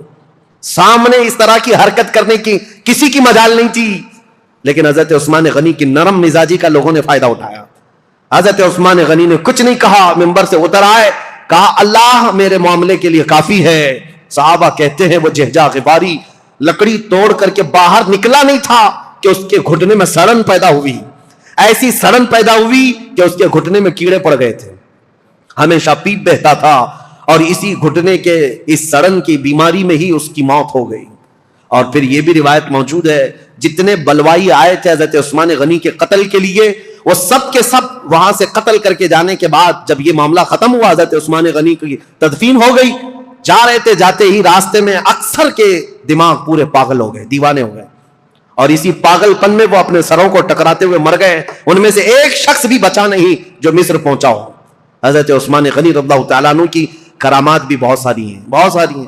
سیدنا عثمان بن عفان رضی اللہ تعالیٰ عنہ یقیناً محبوب خدا تھے, محبوب مصطفیٰ تھے, ان کے بارے میں کوئی بھی کلام نہ کرنے پائے. عزیزان گرامی, آج کے دور کی بات میں آپ کے سامنے رکھ کر گفتگو کو سمیٹتا ہوں. بہت سارے آج ایسے کھٹمل آئے ہوئے ہیں جو سیدنا عثمان بن عفان کی طرف انگلی اٹھاتے ہیں, اور ان کی شہادت کے متعلق میں ایک روایت بتا دوں. ابن عساکر کی روایت ہے اور مسند ابی یعلا کی روایت ہے. حضرت عبداللہ بن عباس نے فرمایا, جس کو حضرت عثمان بن عفان کے قتل کی خوشی ہے یا ان کی موت کی خوشی ہے, حضرت عثمان بن عفان کے متعلق بہت بڑی روایت میں پیش کر رہا ہوں. عبداللہ بن عباس فرماتے ہیں کہ یہ جو مصر کے لوگ جو قتل کرنے آئے تھے, یہ اگر زندہ رہتے تو حضرت عبداللہ بن عباس دونوں باتیں کیا کہتے ہیں, پہلے یہ بات سن لو. کہتے ہیں اسلام میں سب سے پہلا فتنہ حضرت عثمان کا قتل ہے, اور سب سے آخری فتنہ دجال کا ظاہر ہونا ہے. دونوں فتنوں کو آپ نے برابر کہا ہے تو کتنا بڑا ہوگا عبداللہ بن عباس. اور کہتے ہیں جتنے قتل کرنے کے لیے آئے تھے یہ سب کے سب وہ لوگ ہیں جو آخری فتنہ جو اسلام میں آنے والا ہے دجال کا, یا اس دجال کے پیروکار لوگ ہیں. اور فرمایا کہ اگر کوئی ایسا شخص, عبداللہ بن عباس کی روایت صحیح احادیث میں موجود ہے, ابن عساکر کی روایت میں کہہ رہا ہوں, مسند ابی یعلا کی روایت, فرماتے ہیں کہ جس کو عثمان بن عفان کے قتل کی خوشی ہوئی یا ان کی موت کو سن کر کے خوش ہوا, اگر وہ زندہ رہے گا تو دجال کی فوج میں شامل ہوگا, اور اگر مر جائے گا تب بھی وہ قبر میں دجال کے پیروکاروں میں اٹھایا جائے گا. اتنی بڑی وعید ہے. ظالموں جو سوشل میڈیا پر آج بکتے رہتے ہیں, پھیلاتے رہتے ہیں, گند پھیلاتے ہیں عثمان بن عفان کے متعلق, اور جانتے ہو انہوں نے ایک نئی چیز بدعت شروع کر رکھی ہے. حضرت عثمان غنی کی شہادت کے دن خوشیاں مناتے ہیں, ایک دوسرے کو مبارکبادیاں دیتے ہیں, اور پھر پوچھنے پر یہ کہتے ہیں نہیں ہم ان کی موت کی خوشی نہیں منا رہے, اس دن مولا علی کرم اللہ وجہ الکریم خلیفہ بنے تھے اس کی خوشی منا رہے ہیں. یہ اور بات ہے عزیزان گرامی, نیتوں کا اللہ مالک ہے. اگر مولا علی کرم اللہ وجہ الکریم کی خلافت کی خوشی ہے تو یقیناً پورے کروڑوں مسلمانوں کو ان کی خلافت کی خوشی ہے. لیکن ساتھ میں اگر حضرت عثمان غنی کی موت کی کوئی خوشی مناتا ہے تو حضرت عبداللہ ابن عباس کے فرمان کے مطابق وہ دجال کے پیروکاروں میں ہے, وہ دجال کی فوج میں شامل ہونے والا شخص ہے. اسی لیے اپنی زبانوں کو لگام دو, اپنی عقلوں کو پردے ڈال کر کے جو چاہے بک بک نہ کرو. آج یہ محرم کے دور میں یہ بہت ساری چیزیں آئیں گی, سوشل میڈیا میں ابھی بہت سارے گند پھیلانے لگ جائیں گے, یہ تینوں خلفاء کے بارے میں اور کبھی حضرت امیر معاویہ کے بارے میں, انہوں نے ایسا کیا, انہوں نے ایسا کیا, اور یہ اپنی عاقبت برباد کر رہے ہیں, اپنی آخرت خراب کر رہے ہیں. اس لیے رسول اللہ کے صحابہ کے متعلق میرے عزیزوں مجھے اتنا بیان کرنے کے لیے جتنا میں نے بیان کیا آج, یہ بہت ہی احتیاط والی چیز تھی. اگر اس میں میری زبان کہیں پر پھسلی ہو, لاکھ مرتبہ میں توبہ کرتا ہوں اللہ کی بارگاہ میں, مولا مجھے معاف کر دے. میں استغفار کرتا ہوں مولا مجھے معاف کر دے کہ حضور صلی اللہ تعالیٰ علیہ وسلم کے صحابہ کی تاریخ بتا رہا ہوں, یہ آسان کام نہیں تھا. حضرت عثمان کا دور بتانے میں دیگر صحابہ کے بھی معاملات ہیں, حضرت ابو ذر غفاری کو انہوں نے معزول کیا, حضرت عمر بن عاص کو معزول کیا, عبداللہ ابن مسعود کو معزول کیا. بڑے بڑے صحابہ ہیں, ایک طرف عثمان بن عفان ہے, ایک طرف مولا علی کرم اللہ وجہہ الکریم ہے. یہ سب صحابہ, حضرت طلحہ اور زبیر نے حضرت عثمان کے ساتھ جا کر سختی سے کیسے پوچھا تھا کہ خط کس کا ہے, یہ سارے معاملات. لیکن اے سنیو, اس مجمع میں, اس پوری تقریر میں میں نے تو بھرپور یہ کوشش کی ہے کسی بھی صحابی کے مقام میں ذرا بھی فرق آنے نہ پائے. کیا آپ کو یہ محسوس ہوتا ہے کہ میں نے کسی کو ٹرول کیا ہے, کسی صحابی کے درجے کو گھٹا کر؟ جہاں جس کے مقامات ہیں ہم نے تعظیماً عرض کرنے کی کوشش کی. اس کے باوجود بھی اگر زبان کہیں پھسلی ہے, میں لاکھ مرتبہ توبہ کرتا ہوں مولا کی بارگاہ میں. کسی بھی صحابی رسول کے متعلق مولا ہماری زبان کھلنے سے پہلے ہمیں موت عطا فرما. ہم صحابی رسول کے متعلق وہی عقیدہ رکھتے ہیں جو امت کے کبار علماء, تابعین اور تمام اولیاء کاملین کا عقیدہ رہا ہے. صحابہ کرام کے متعلق جو عقیدہ میرے غوث کا تھا, سیدنا عبد القادر جیلانی کا, ہم وہ عقیدہ رکھتے ہیں. انہوں نے یہ فرمایا تھا, صحابی کے درجے کی بات کرتے ہو, وہ صحابہ رسول اللہ کے جو جہاد میں گھوڑوں پر بیٹھ کر جاتے تھے, ان گھوڑوں کے ٹاپ کے نیچے سے جو دھول اڑتی تھی, غوث کا مقام وہاں تک بھی نہیں پہنچ سکتا. ہم ان صحابہ کے متعلق اس طرح ادب کی بات کرتے ہیں. لہذا سیدنا عثمان بن عفان کی بات آئے, کسی کی بھی بات ہے, ادب کا پہلو ہمیشہ ملحوظ رکھو.